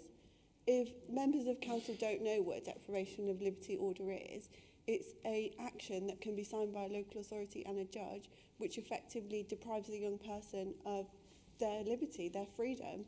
They lock a young person in a room, often in an unregistered provision, and because it's an unregistered provision, the supervision that they have isn't from a social worker or a trained care worker, it's actually from a security guard and people who are trained in security.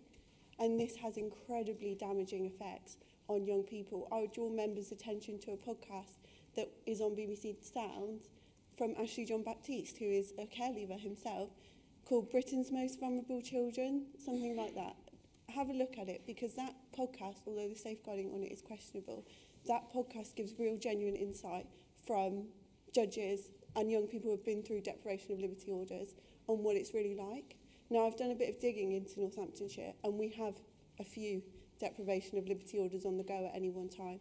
The use of these deprivation of liberty orders has risen by 462% since 2018. They are an increasing problem that is having traumatic effect on young people who are already traumatised. These young people could be the victim of sexual exploitation, criminal exploitation, domestic abuse, and as a solution to that, local authorities, including our own, are locking them away in a room, and that's not on. So I would like to urge Councillor Edwards to bring something to council perhaps on this issue, and I'll continue to look into it, and I hope we can work together on it, because it's missing from this report, but it's incredibly important. Thank you. Thank you, Councillor McGee. Councillor Fedorovich, please. Thank you. And wow, Councillor McGee, that's quite harrowing. I'd not heard of that before. With regards to the report, the Investor Save section, it was really great to see this work. I think for me, I just wanted more detail. We know placements are still a huge financial drain, and we just need to see more detail on the work being done to remedy this. Achieving value for money is obviously a really key aspect for us, and we know that that's a big part of the puzzle of solving this. I did want to query as well, customer service and speed of responses, that could and, in my opinion, should be a target for them as well as ourselves, and their sort of pink goal about having a strong relationship-based practice seems to allude to this being a priority. However, 68% of referrals had a decision within 2 working days, and I would challenge that we could and would want to improve that. So I think customer service is just one of the really big things that I'd like to see come out a little bit more in future reports, if I could, please. Thank you, Councillor Fedorovich. Councillor Smithers, please. Thank you, Chair. And what a leveller this report is from the previous one. And I think it's absolutely a fantastic report that's come forward. And it's just the word in the report.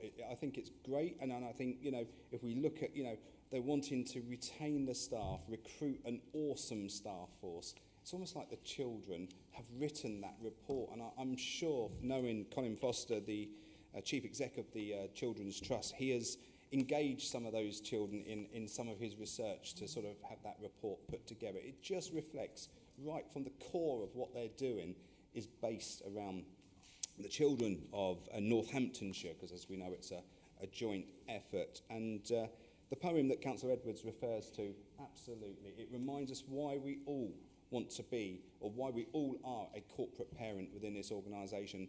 And it just hammers home to me why I wanted to become a councillor.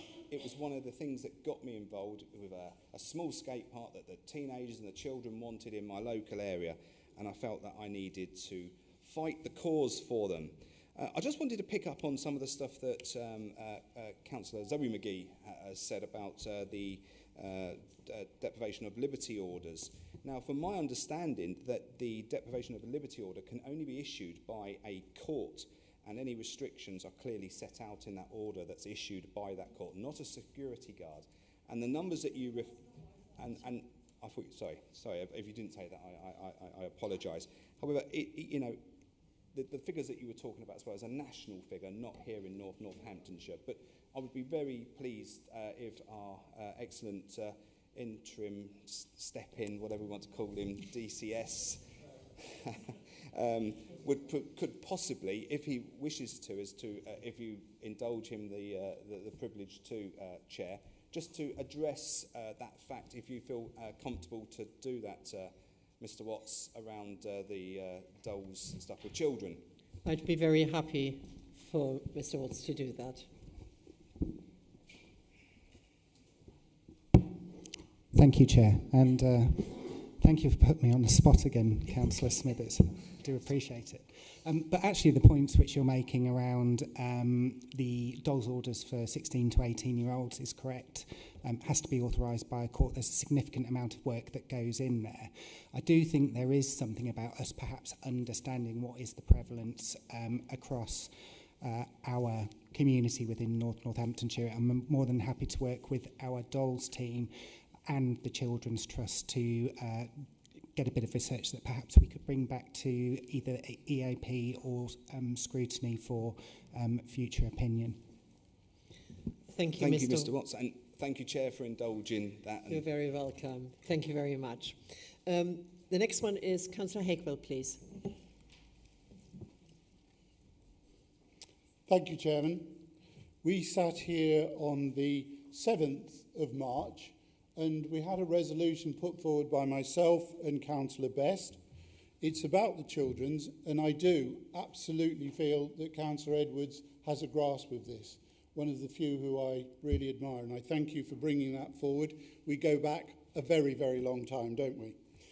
On the 7th of March, talking of children's, this council welcomes the improvement achieved by Northamptonshire Children's Trust, again children, to being rated as good following Ofsted's 2024 inspection, Chairman. As corporate parents, and this is what we resolved, it is reassuring that our friends and colleagues at the Trust are succeeding in protecting and enriching the lives of children and recognising the amazing role of foster carers. And Colin Foster is an amazing person, another person I admire in the world that we live. The last paragraph, Chairman. The Council calls on the leader of the Council to write to the Chief Executive of Northamptonshire Children's Trust to reinforce the Council's, that's all of us, commitment to supporting it in continuing to move forward positively. Now, it could be me, and I do miss emails. Has anyone seen that letter?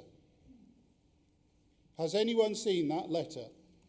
So we resolved on the 7th of March in a very pleasing debate, motion put forward again by an opposition councillor, and the leader can't be, oh, I nearly said something rude, can't be bothered to send that letter round that would please us all 78, after the council resolved to do it. This once again shows the contempt for anyone other than the lead group putting forward motions and getting them passed. And on that occasion, everyone agreed. This is just not the way to run a council. Smoke and mirrors, smoke-filled rooms, behind closed doors. We resolved that the leader write a letter.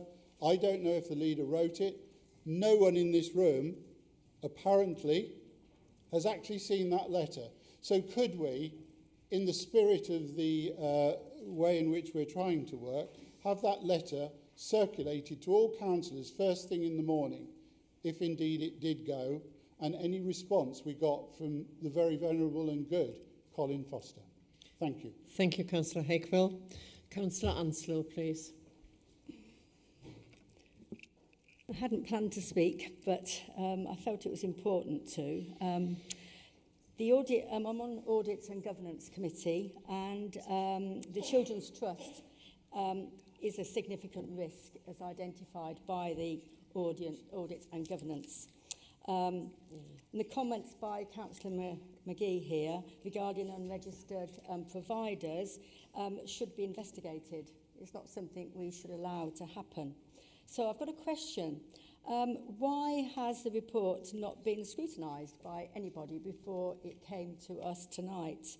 Surely, with the investment and the increasing investment in the Children's Trust, we as councillors should know a little bit more about what's going on and how some of these issues are going to be addressed. Thank you. Thank you, Councillor Anslow. Before Councillor Zoe McGee, is it a point of order you have because you've already spoken? Could you get up? Oh, Chair. Just a quick point of clarification, uncontentiously as possible. Could we get Is up? that, yeah, that's, I'm just checking we I'm allowed speak? to speak. Is that all right? Thank you. I'm more than happy to stand after that. I just wanted to clarify what I said about dolls in terms of they are issued by local authorities and High Court judges. They are the only people allowed to issue them. What I was referencing security guards was that actually when young people who are the subject of dolls are put in unregistered care homes, they require 24-hour supervision. Now, often that is done by people who are not trained in healthcare in any way and are in fact drawn in from the security sector. So that's what my point was. I'm just clarifying that for the benefit of members' understanding. Thank you very much for that. Thank you. Thank you. I have no further speakers, so would Councillor Edwards wish to wrap up his report? Thank you very much, and thank you very much for all your comments. Just to go back to some, so Councillor McGee, private children's homes. So on the website, the Children's Trust website, there is a list of all children's homes that are Ofsted registered. If there are some that are not Ofsted registered, then absolutely we will look into them. There is a progressive plan as well moving forward with more children's homes in Brackley. There's 4 of those on the proposal, and there's 4 more coming to North Northants area of that as well. But absolutely, we'll look into children's homes for you.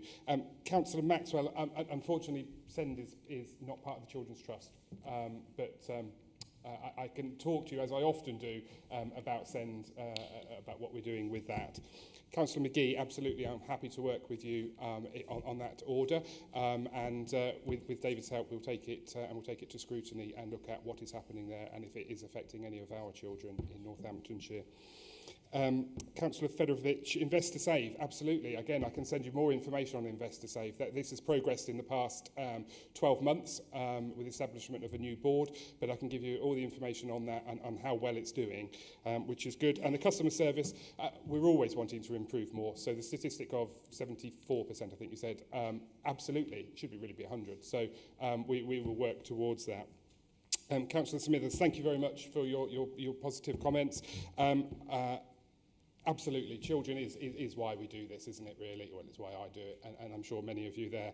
And I'm pleased that you took on board children in your area that you were positive about with the skateboard park and the other positive comments. Thank you. Councillor Hakewell, absolutely, we go way back in time, and thank you for your kind words regarding me. I am passionate about children, and I am truly honoured to be part of this role and part of the executive to be able to perform this role.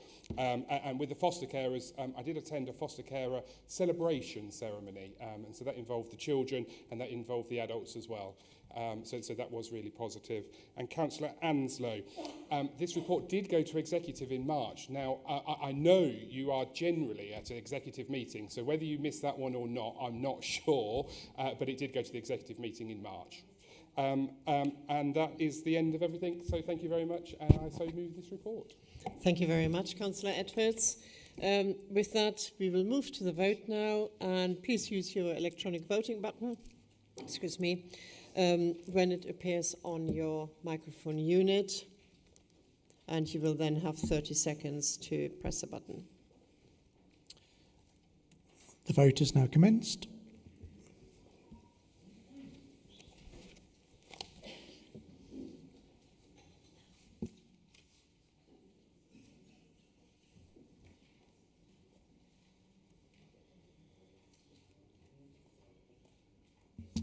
There are 10 seconds remaining.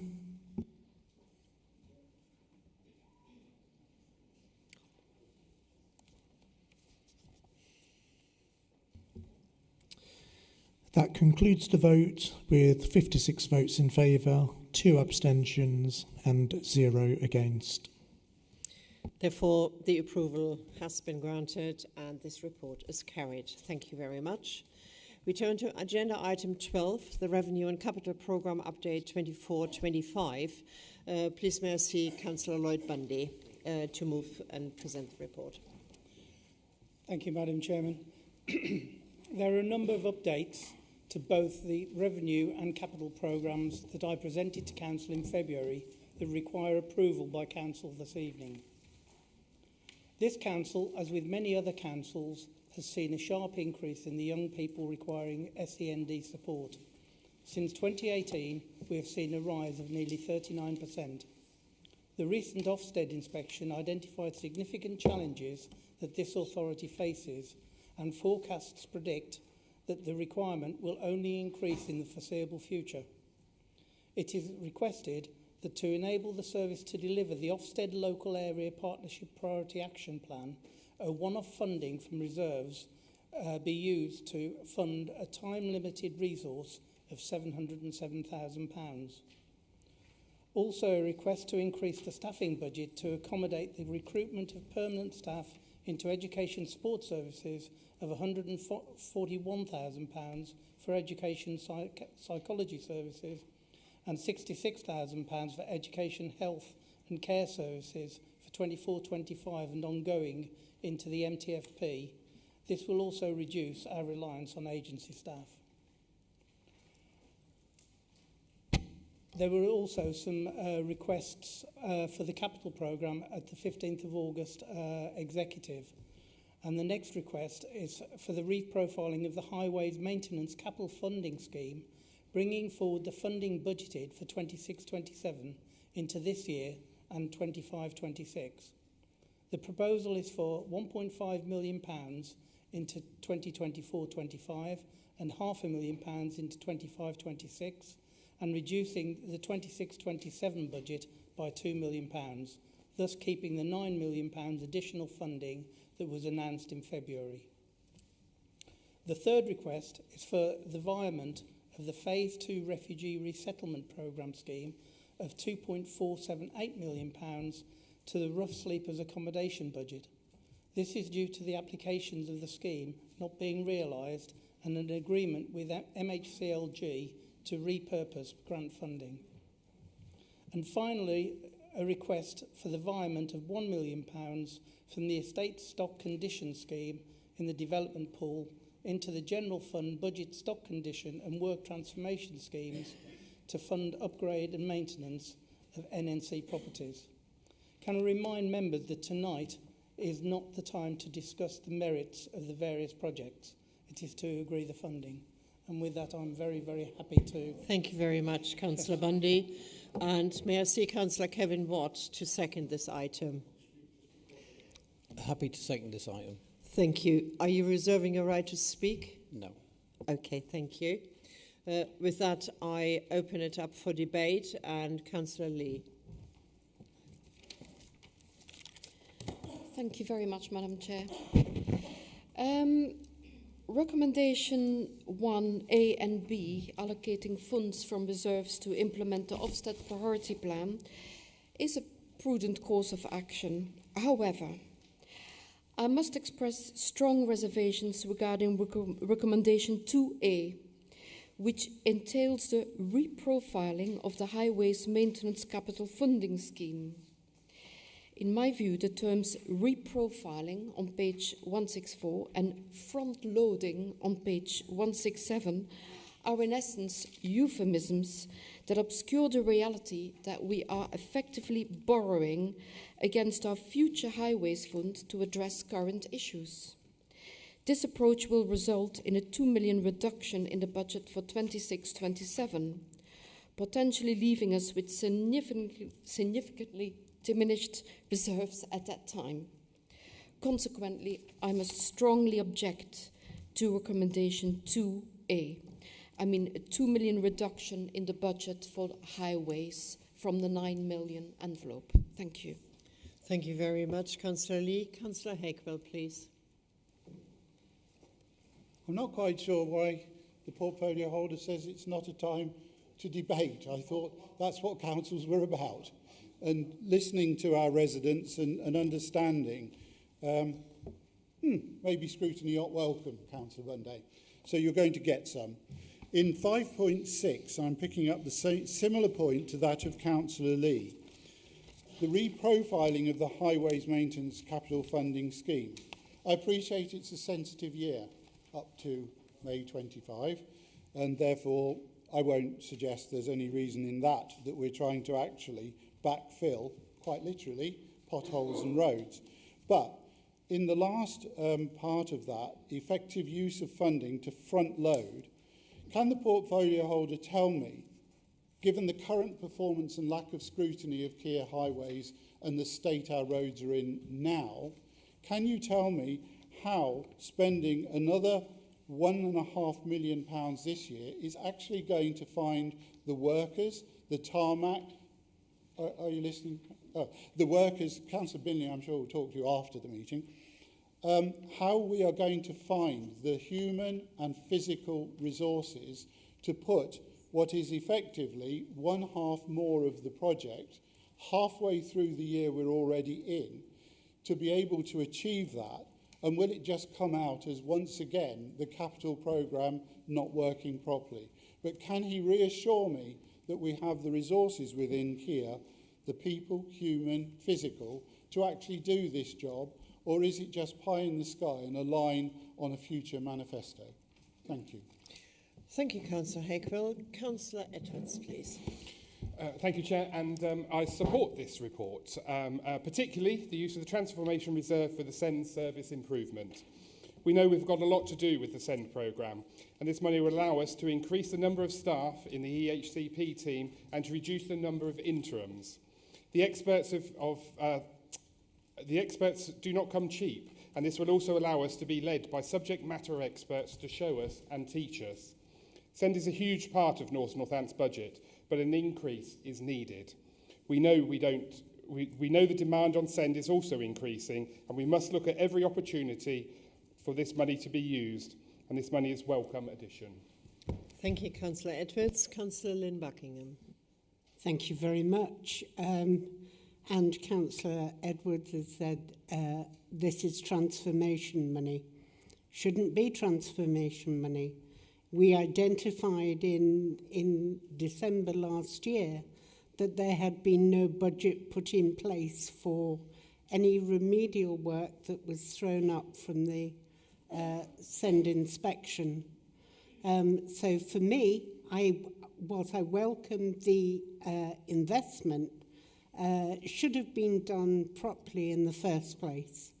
And I really do feel that really strongly that there wasn't a budget identified, and it's not transformation, it is a statutory function that we should be feeding into.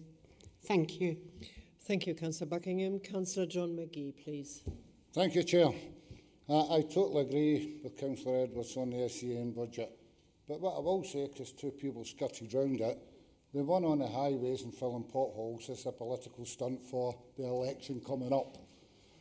We know it, you know it, and the people out there know it. They didn't fall for your national party, they're not going to fall for your local lies either. This is a political stunt. So I can see the little letters going through the door. We invested these millions last year into potholes. Still a hell of a state out there.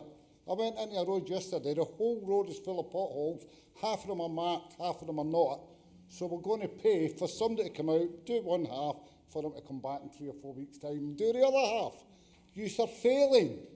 You have been failing for years on potholes, and that's a fact. Didn't fall for it nationally, and we're not going to fall for it in the local election.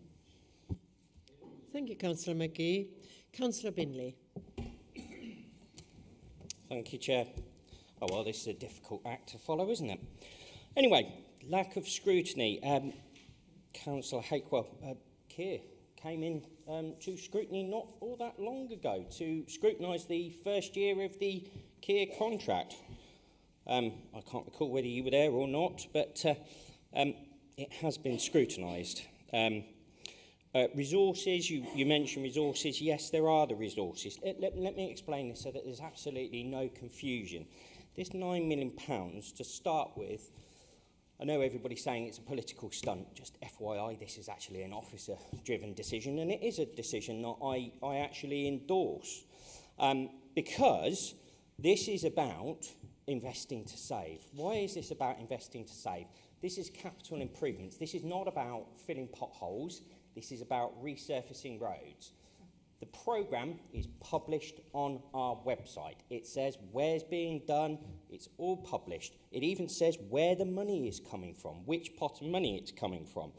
So all of that is out there for full transparency for anybody to scrutinise if they so wish. So when anybody talks about this being a political stunt, it absolutely isn't. Actually, what it is, if you invest in the roads now, you stop their deterioration. If you do not resurface roads, they continue to break up and potholes form. That's what happens. What I would love to see is what's happening with the £149 million promised by the previous government. You give it the big I am, but what are you doing to lobby your MPs, as our leader has done by writing an open letter to the government saying what's happening with that £149 million? That's what should be promised to the people of Northamptonshire. That was promised by the previous government.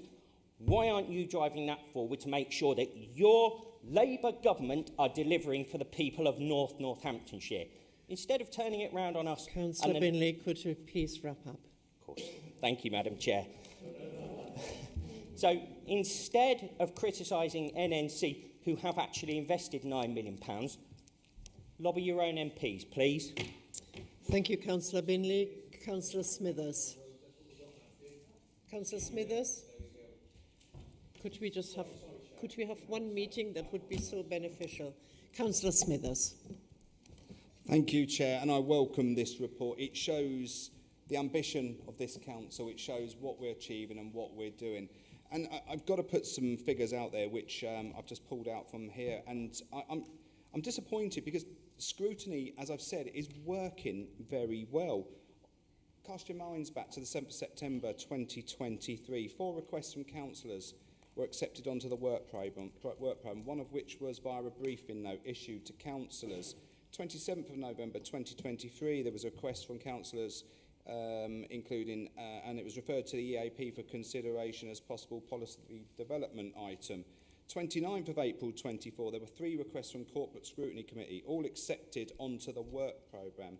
So in total, we have had 5 councillor requests, 4 of which were accepted, 3 as a committee reports, 1 as a briefing note, and 6 requests from meetings of the Corporate Scrutiny Committee, which were all accepted.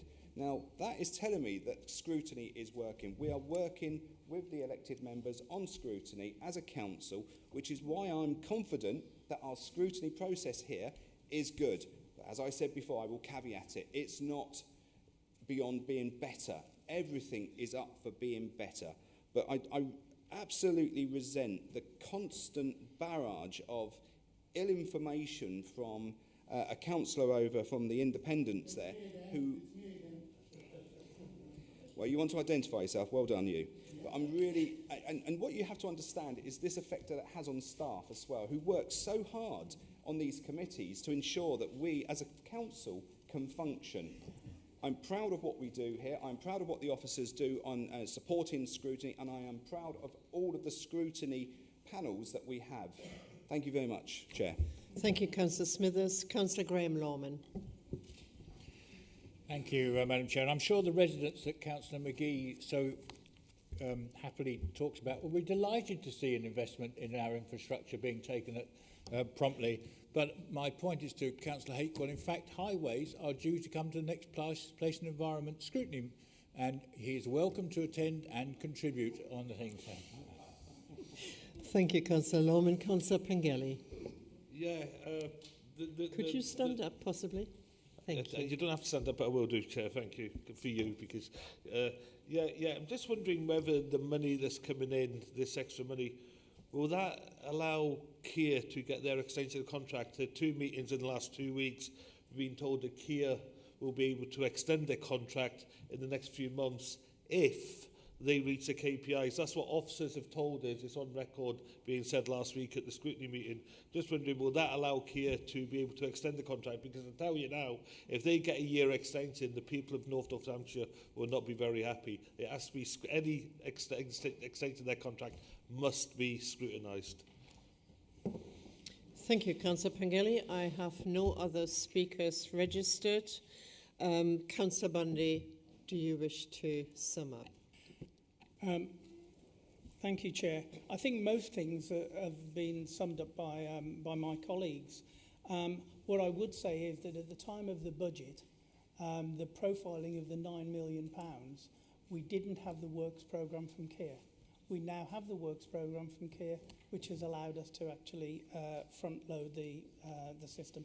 But as far as putting that into the programme, what a great problem to have. Having to spend money and getting Keir to actually deliver. And I would love Keir to have the problem of what they're going to do with £149 million after you guys have lobbied your colleagues in Westminster. As far as SEND goes, I agree, SEND is a demand-led service. To be honest with you, I don't think anybody could have foresaw the 38% increase and the fact that as you see it's going to continue to increase. So it is a problem and it's something that we've got to address. And if we address it early, then we'll solve the problem. If we address it late, then we're all going to play catch-up. With that, Chair, thank you. Thank you very much, Councillor Bundy. With the debate closed, I would now like to move it to a vote. Please use your electronic device to register your vote. And when it comes up, you have your usual 30 seconds. The vote is now commenced.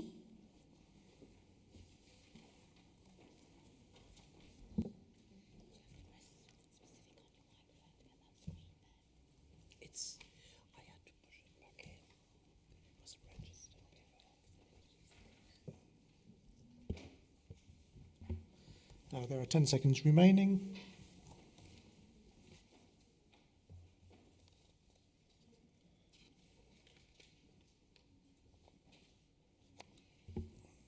And that concludes the votes with 47 votes in favour, 2 abstentions and 8 against.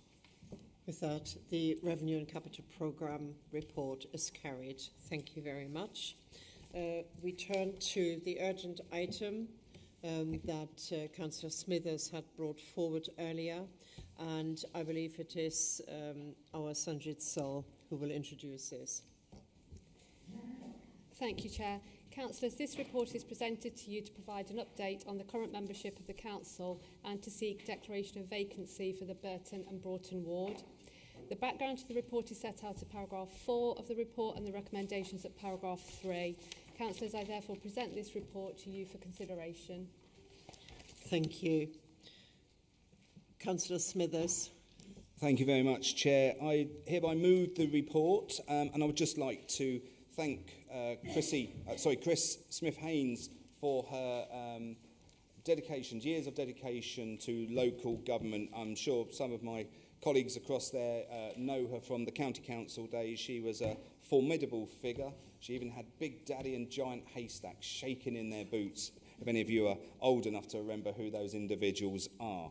But she's an interesting lady, and I know she will be disappointed to step down. I have some words from her which basically say that she is very sad, Chair, to leave the council, but she's been unable to undertake her duties, and she has basically come to the conclusion it's best to allow somebody else to come in and take over the great work that she's done within her area, and that she also wishes her successor the very best.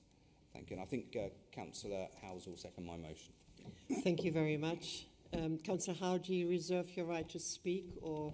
Yeah, so it's, I don't think so, actually, Madam Chair, but I would second the motion and just like to add my congratulations to her for her service also. And it is unfortunate when we get to, a point where we are unable to fulfil our duties. You could get to that point sometimes where you have to step down and allow others to take a further lead. So yes, congratulations to her. I hope she's well and carries on the remainder of her retirement. But yeah, thank you, Madam Chair. I second that. Thank you very much. Councillor Hakewell, please. Thank you, Chairman. So going back almost as far as with Councillor Edwards, Councillor Smith-Haynes was on Kettering Borough Council, and I'm sad to see her go because she put a great deal of effort in. She was a cabinet member in the 4 years. We had a very successful 4 years. Well, that sounded a bit like Trump, didn't it? Well, we did have a very successful 4 years in Kettering between 7 and 11, and she was a portfolio holder there. And she Oh, I'm sorry, have I amused you? No. It's not you, don't worry. It's on me. No, don't worry. I said it's not you. If I amused you, I wanted to know, because I'll do it again. So, for Councillor Smith-Haynes, she was a really valuable member of Kettering Borough Council at that time, and then coming forwards onto the County Council, where, of course, Councillor Smithers was a County Council portfolio holder for roads, so he'll know about roads the last 5 years. What I would like to say is that she did a really great job, and I'm really sorry to see her go, and I'm equally sorry, and I don't know whether this is what actually happened, but did someone forget to ask her to attend just that one meeting so that she could continue to the end of this term? I hear all the words that are being said. It's a great shame. Had I been leader, I would have tried to make sure she could have attended a meeting to continue the 6 months we gave to her, because you can do a certain amount of work. But that will go into the annals of history. But thank you very much, Councillor Chris Smith-Haynes. I will add to my record on that of how appreciative I was of her and her diligence coming from a care home environment and being very, very caring and very aware of those residents who had difficulties. So, on the record, thank you, Chris Smith-Haynes. Sorry we won't see you here again. And I promise next time I'm canvassing in the election, I won't knock on her door by mistake. Thank you, Councillor Hakewell. Councillor John McGee, please. Thank you, Chair. And just for clarification, it was me that was having a little laugh to myself. I was just remembering you must have been a Tory then, Jim, when you said that. Good years. But in all seriousness, and as much as the gloves are off with you a lot for many reasons, many of it today, but Councillor Chris Smith-Haynes was a brilliant councillor. Her heart was in it. I couldn't say that from all the councillors that I've known in a lot of parties, but her heart was in it. She loved what she did. She loved the communities, and above all, she loved helping children, especially children in care. And I thought she was an absolute asset to this council. So I know she's ill, and that's why she's standing down, and I admire that she's recognised that, and she's not got the ability just now to do that. Hopefully, in the future, she can do something different, but I admire it, and would like to thank her. So if any of you do see her, please say a thank you from myself and from the group for all her hard work as a councillor. Thank you, Councillor McGee. I don't have any other speakers registered. Councillor Smithers, do you wish to have the final word on this report? No, well, just to thank everyone for their kind words for Chris Smith-Haynes. She is a valuable asset. I believe she was a qualified social worker. She was from that caring background, as people have alluded to. A lovely, lovely lady, and you know, it's a sad that unfortunately sometimes health gets the better of us. And look, you know, I wish her all the very best in her sort of retirement, as said. And you know, this council will be a more sorry place without her being here, I'm afraid. But thank you very much, Madam Chair. Thank you, Councillor Smithers. With that, we go to I presume we go to a vote on our electronic devices again, and you will have the usual 30 seconds once the field comes up.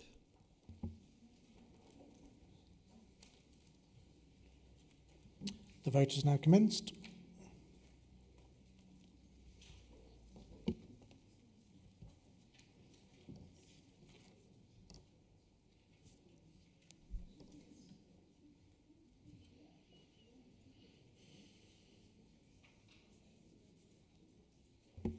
There are 10 seconds remaining.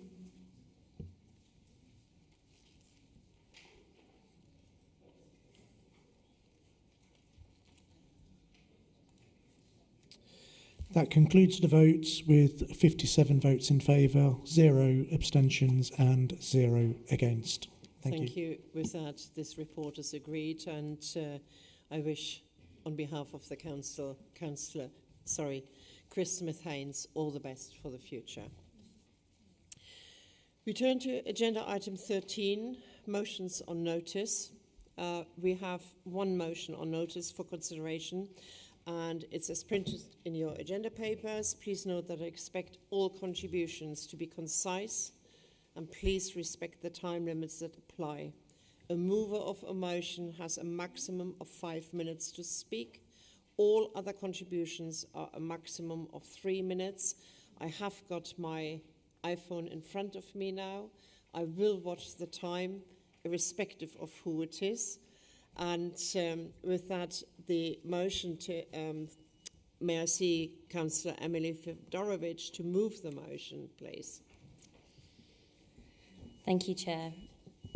And thank you, everyone. Hopefully this will be quite inoffensive motion, but something that has sort of been brought to my attention more so recently with this report, with this independent review. I'll just read the motion just for those who are at home. So according to an independent review of the most and least healthy areas in the UK by Blue Horizon, Northamptonshire was ranked 282nd out of 307 places across the UK. This ranking took into account air quality, healthy eating habits, physical activity, mental wellness and disease. Access to healthcare and dentistry is an issue for our local residents. There is limited mental health support and cost of living is making eating well much harder, as convenience food is often cheaper to access than fresh fruit and vegetables.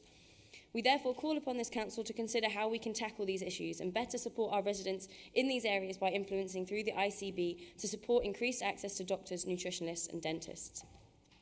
So a bit more context around this. I know that a lot of you in this room will have heard many times from residents struggling specifically with doctors and dentist appointments. And whilst this is not in our direct control, the importance of our influence in this area and in health in general cannot be understated. Our corporate strategy is highly focused on allowing people to live active, fulfilled lives, and health is obviously a key part of that. In all sectors, finances are limited, but there are some things that can be done to help, and that's kind of why I wanted to highlight some of the things. Just some examples of things that we can look into. We have specifically not been highlighted the actions that we would suggest for the ICB or for us to take. In this motion, we've left it open for the council and the ICB to do as they see fit, but I will go through some of the things that I think might be helpful or relevant to take forward. So, I mean, just some statistics to kick off. So, booking appointments, 27.1% of patients were able to secure an appointment on the same day. Meanwhile, 20.8% of people in Northamptonshire have had to wait between 1 to 2 weeks, and 12.4% waited more than 2 weeks for an appointment.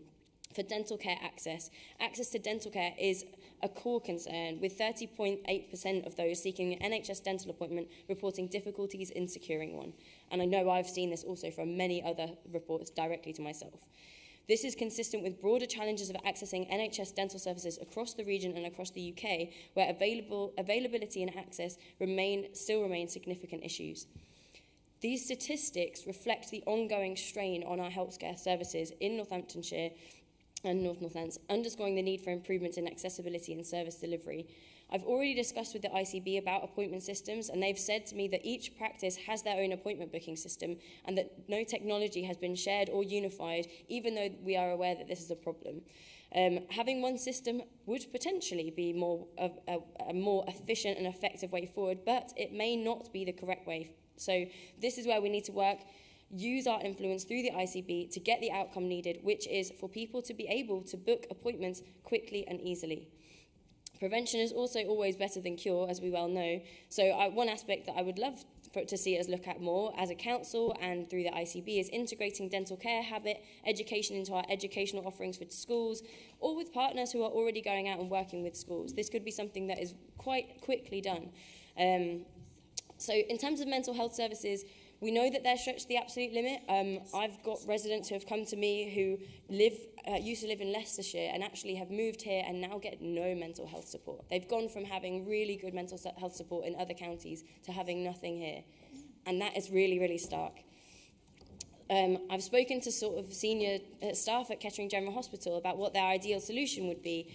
And one of the things that they said, that a mental health hub at Kettering General Hospital with doctors and psychologists and the right types of staff all in one place, with aftercare checks, checking in on people 24, 48 hours afterwards, that would be their sort of ideal solution. And whilst I appreciate that funding is tight, and we do also have a mental health crisis hub at St Mary's and often at other places, but a lot of the facilities that we already have are significantly oversubscribed. So what I'd like to see is if we can use our influence to pressure existing resources to rework them slightly, to allow at least maybe even a pilot of something like this at the hospital to increase mental health support capacity. Cransley Hospice started as a pilot in a ward, and now it supports a huge number of people, funded by millions of pounds worth of donations. It has to start somewhere, and I think we know that there's a crisis here. We need to start using our influence to do something about it. And finally, local health and food. One of the big, fruit and veg prices continue to climb. This is obviously one of many things that comes into health, but people's salaries and employment impacts people's ability to access healthy foods as well as sports facilities. The average salary in Northamptonshire is 35,000. Councillor Fedorovich, your 5 minutes are coming to an end, please. Okay, thank you very much. So, as we can see, the importance of health for our residents is very important, and I therefore move this motion. Thank you. Thank you very much. May I see Councillor Desdale to second the motion? Thank you, Chair. I will second this and reserve my right to speak. Thank you. I'll open the motion discussion for debate. I have to start with Councillor Jill Mercer. Thank you, Chairman. This motion is calling on the Council to look into ways to make our residents healthier. It's implying we're not doing enough, but that's far from the truth. The Public Health Department is working hard to support residents to make healthy life choices. For instance, smoking, which was one of the parts of that survey, is one of the major causes of premature death. The Public Health team are working hard to expand the smoking cessation programme. They fund activities to promote healthy lifestyles, such as adult weight management, and projects like Cook, Grow, Eat, delivered by the voluntary sector. Their drug and alcohol treatment service focuses on getting people into drug treatment and to maintain this input so they can sustain a normal and fulfilling life. The 0 to 19 services focus on children from birth until they leave school, including health visit services, oral health services, healthy schools team, and the promotion of good mental health and well-being of young people. The sexual health services focus on reducing sexually transmitted infections, as well as promoting a healthy sex life for adults and young people. The public health grant for 2024-25 for North Northants is £18.9 million. In addition, the health and wellbeing strategy that's overseen by the Health and Wellbeing Board has priorities, or there's 5 priorities. Smoking and vaping is number 1. Keeping active, number 2. Taking a whole system approach to promoting exercise with a robust partnership between the Council and Northamptonshire Sport. Councillor Mercer, your 3 minutes, please.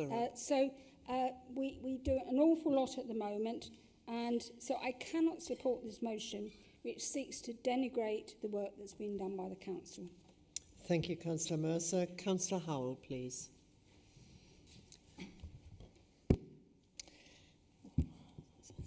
Very low, aren't they? Thank you, Madam Chairman. So this motion asks Council to consider how we can tackle the issues and better support our residents. Well, I would like to highlight the extensive range of activities that we as a council either provide or support from a leisure and active and fulfilled lives perspective. So we manage 14 leisure centres. Our active communities team delivers a range of programmes including in schools, holiday play schemes and young people's activities, holiday activities clubs, free swimming across Northants pools in school holidays, junior activity clubs, summer holiday programmes, play in the park and fun days, football sessions, dance programmes, cheerleading, adults and older people sessions, walking sports, so football and netball, Otago, falls prevention sessions, I Can, You Can, We Can events, lined to the Olympics and Paralympics this year in 2024. We also support local sports clubs through the NN Sports Network and hold our annual Active Communities Awards.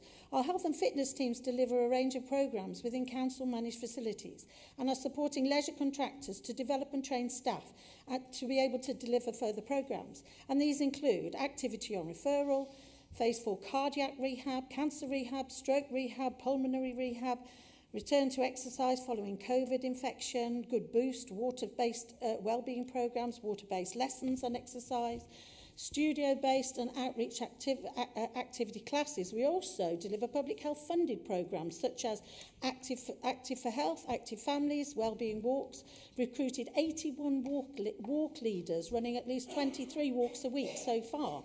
Love Exploring interactive app, Active Buddy scheme. All of these schemes have a real social value.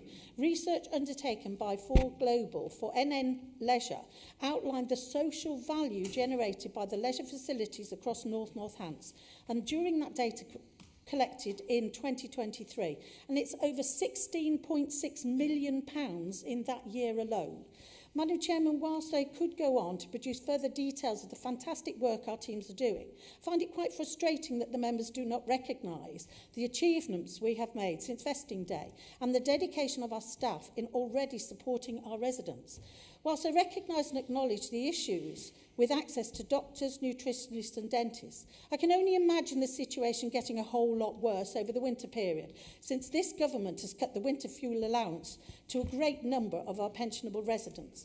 They are certainly going to need those doctors' appointments. Therefore, Madam Chair, I feel members proposing this motion are quite frankly barking up the wrong tree, so I would not support this motion. Thank you. Thank you, Councillor Howell. Councillor Laval.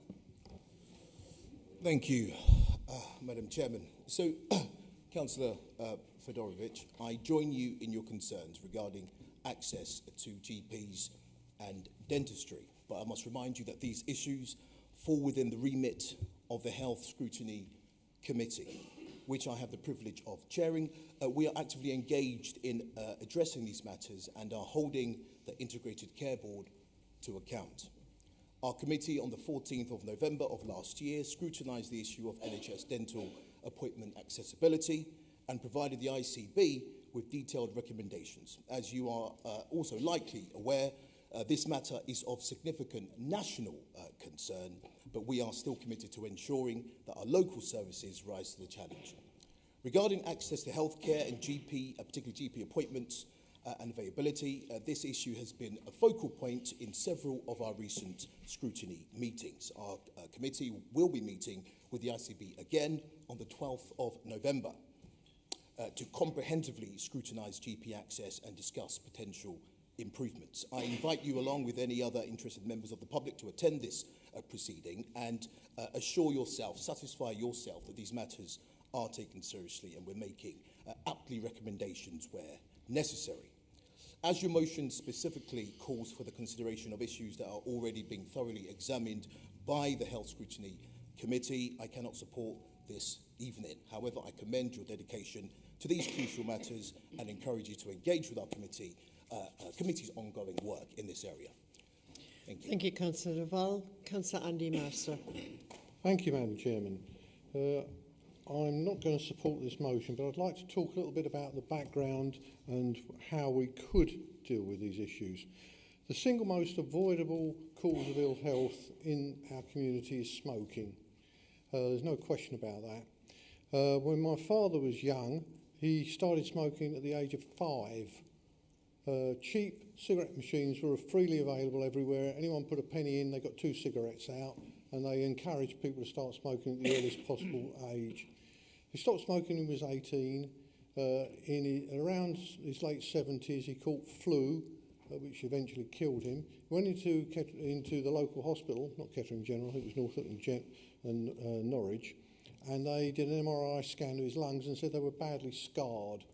And we realised it was from when he was smoking as a child. Now, the previous government and the current government are proposing to try and end that scourge of smoking amongst young people by banning anyone born after 2009 ever from buying a cigarette. I can support that, although there's the risk of it turning into what happened in Prohibition in the United States and just encouraging a criminal underworld. However, another disease of social behaviour is creeping in through the back door, vaping, which is now once again appearing with children. We need to extend, or this government, your government, the Labour government, needs to extend that rule about stopping young people or anyone born since 2009 from buying cigarettes to buying vapor smokes as well, because they're equally lethal. My mother was told to take up smoking by her GP at one point, in order to supposedly calm her nerves. We've come a long way from the era when the medical profession promoted smoking to when we accept that it's a cause of death. Just one final point. I read an article about a consultant surgeon who recalled when he trained, it was a long time ago in the 1920s, the professor of surgery took him down to the walls and said, "I've got something special to show you. Someone with lung cancer." He said, "You'll probably never see another one as long as you live." That was before smoking became as embedded and widespread as it did. That is how it changed our society. It turned something that was so rare into one of the most common causes of death. So we've got some people over there who can lobby the MPs and perhaps save some lives. Thank you, Councillor Mercer. Councillor Pentland. Before Councillor Pentland speaks, can I remind councillors we've got 14 minutes left before the guillotine falls. So if I could encourage very succinct conversations, thank you. Councillor Pentland. Thank you, Chair. This motion highlights a number of very important factors which impact the health of residents in our area. I thought it'd be useful at this point to highlight the work our hard-working officers are undertaking in conjunction with other organisations to improve air quality. Although I'm conscious of the time I have to speak and will be unable to cover all the work being undertaken. Northamptonshire Council is committed to reducing the exposure of people in Northamptonshire to poor air quality in order to improve health. Northamptonshire, importantly, does not have any air quality management areas where air pollution exceeds certain levels. The 5-year trends in our area show a decrease in air pollution, according to the 2023 Air Quality Annual Report, which is good news. In July 2024, the Executive adopted the Local Air Quality Strategy for Northamptonshire. This local air quality strategy was approved by senior colleagues in public health, including the Director of Public Health. And the strategy outlines what the Council is doing to maintain pollution levels below government objective levels. The relevant measures include promoting and providing infrastructure for electric vehicles and active travel, dealing with traffic congestion, bus improvement plan, carbon management measures, and domestic burning restrictions. The Local Air Quality Strategy was presented to the Sustainable Communities EAP in November of 2023 for comment, and all members present were in favour of the document. Internal partners within the environmental health, planning, highways and transportation, public health and sustainability teams were also consulted on the documents for their input. And the draft air quality strategy was presented to the Scrutiny Committee on the 30th of April 24 for review, and revisions were provided to the transportation team and the strategy was updated. There was a great deal of work and officers are actively seeking funding to further the resources that they already have to make sure that we are monitoring this and bringing pollution levels down. We know there is more to do, but we are committed to doing so. Thank you. Thank you, Councillor Pentland. Before we move on to anything else, have I got a mover that we conclude the business with the last item of business to be discussed and the guillotine not to fall? It is not an invitation for half an hour extension or anything. I would just like, Councillor Howell is moving it and Councillor Smithers is seconded. I presume you are all in favour. Thank you. With that, Councillor Riley. Yeah, hi Chair. I wasn't going to speak tonight because I thought it was important to listen about this motion and see where it was actually coming from. But I thought, do you know what? There's two things here. This is either a political gimmick or the Greens are not thinking straight, because what they're asking for is a result of the damage caused by the Conservative Party for 14 years. So let's just go through a few things. We talked about earlier on, Councillor Edwards talked about earlier on, about children should be at the heart of everything we do. I totally agree. Work in education, I'm a family man too. Can't get a dentist appointment. Can't get a doctor's appointment. Whose fault's that? Okay. Food on the shelves, inflation went rocket through. Families can't afford food. Families can't get taxis and buses because we've had cuts to the services. Now, all I've heard tonight was Sen, lobby your MP. Highways, lobby your MP. Mental health, lobby your MP. Well, thankfully, Labour's going to be doing something about mental health because we put mental health coordinators in all the schools. Keir Starmer came out today, talked about smoking, so you obviously must have been watching him in daytime TV today. Everything you are saying, everything that you have done, you're asking Labour to fix. And you know what? That's what we're exactly going to do. We are going to fix it. And we will lobby our MPs, because you lot here won't do that, because you didn't do it when your government was in power. That's why the country's in a mess the way it is now. Thank you, Chair. Thank you. I have no more speakers on that. I can't remember. I think, Councillor Dell, you said you reserved your right to speak. Okay. I'm sorry. It was just a second. Right. It was too late, Councillor Wilkes. Thank you. Councillor Dell. Thank you, Chair. I'll just run through some of the comments and then I've got a little bit to say. But Councillor Mercer, obviously the public health team are doing a fantastic job, and this motion is meant to support that. Councillor Howell, we're not saying we're not doing an incredible amount, and those things we are doing are fantastic. Councillor Pentland, looking forward to that air quality funding coming forward. Really love some LC-WIP. The LC-WIP, I realised, for Kettering was adopted this time last year, so really great to see some funding coming forward for that, hopefully from the new Transport Secretary, who seems supportive of active travel. And Councillor Mercer, I absolutely agree about smoking. My dad was very proud that he smoked 40 a day until a couple of years ago, you guessed it, he died of lung cancer. Just a little story now. Over the last few weeks, I've been helping support a good friend who suffered a serious mental health crisis. Now, they should not have needed the support and intervention of emergency service and crisis teams if we had a fully functioning and proactive mental health service.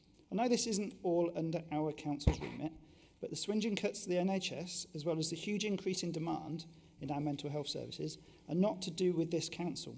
But we can and should be doing as much as we can to support and help the mental health of our residents.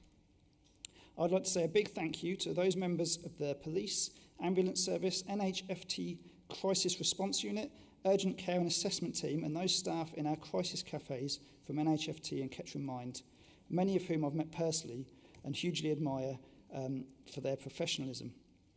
Of course, in an ideal future, we wouldn't need crisis teams, as no one should get to the point due to early intervention. Anyway, obviously this motion isn't going to pass, but as a final note, I would like to draw attention to the newly launched mental health support line that is now available on the NHS 111 service. If you call that number, you just have to dial option 2 and you get through to a mental health professional. So that's that. Thank you. Thank you, Councillor Dell. Councillor Fedorovich. Thank you, Chair, and thank you everyone for your comments. I'm not going to whiz through everyone. I think Des covered everything, but I disagree. I don't think there's any reason why we shouldn't pass this motion, and I appreciate that we are covering a lot of this already in the health scrutiny. That's exactly why we should reaffirm the importance of this. We all in this room agree, from everything that has just been said, how important health is, how important all the things that we're delivering is, Councillor Howell, all of the amazing things. We are delivering good things. But the other side of that is we've still been ranked where we were ranked in that study. And that's obviously one of many studies, but there are a lot of different things that we're hearing from people. We know doctors and dentists is a problem, booking appointments is a problem. We know that in terms of health, one thing I didn't actually get to mention was allotments. That is something we have massively oversubscribed for allotments, and people are crying out for that. That's something that is within our power. So I would like us to reaffirm today the importance of health, and if we could change the wording of that ever so slightly to say we reaffirm that rather than this is a new commitment, if you like. But I think we need to do that today because we need to keep health at the forefront of our minds. As with climate, as with all of these other things, these moments are important. They're important for remembering what we need to do. And I have raised things here in this motion that we haven't really drilled into in depth in the health scrutiny. Some we have, some we have not. So that is what I would ask for today, that we could change the motion to say reaffirming our commitment to health and lobby the ICB, continue to lobby the ICB as we have done. But thank you all, and I hope we can end tonight on a high, please. Thank you, Councillor Fedorovich. With that, I put this motion to the vote. As there was no other councillor to speak. Yeah, if you can start the voting system, please, Ben. And you will have your 30 seconds. The vote is now commenced.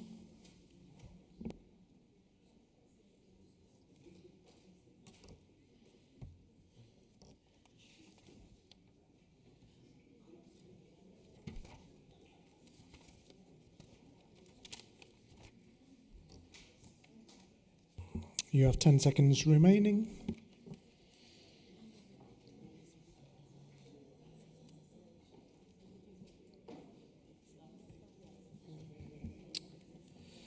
That concludes the vote with 13 in favour, 7 abstentions and 36 against. I'm sorry, with that, the motion is lost. We turn to agenda item 14, which are the councillor questions. There are 2 questions that were submitted to the meeting and have been circulated and will be taken as read. I will therefore invite the supplementary questions and ask whether you have any. Councillor Fedorovich, do you have a supplementary question? Yes, thank you, Chair. So thank you firstly for the response, appreciated. I wanted to just explain, IT downtime and customer service is costing us whole staff members in hours every month, and this is why it came to my attention. So if they had funding readily available for IT upgrades and fixes, this could have been a lot sooner. So my supplementary is, how will we ensure that customer services have access to the funds they need to fix urgent issues like this in the future, please? Thank you. Councillor Bundy. Thank you very much, Chair. Subsystem downtime is inevitable, but this council is investing a lot of money in its IT equipment and infrastructure.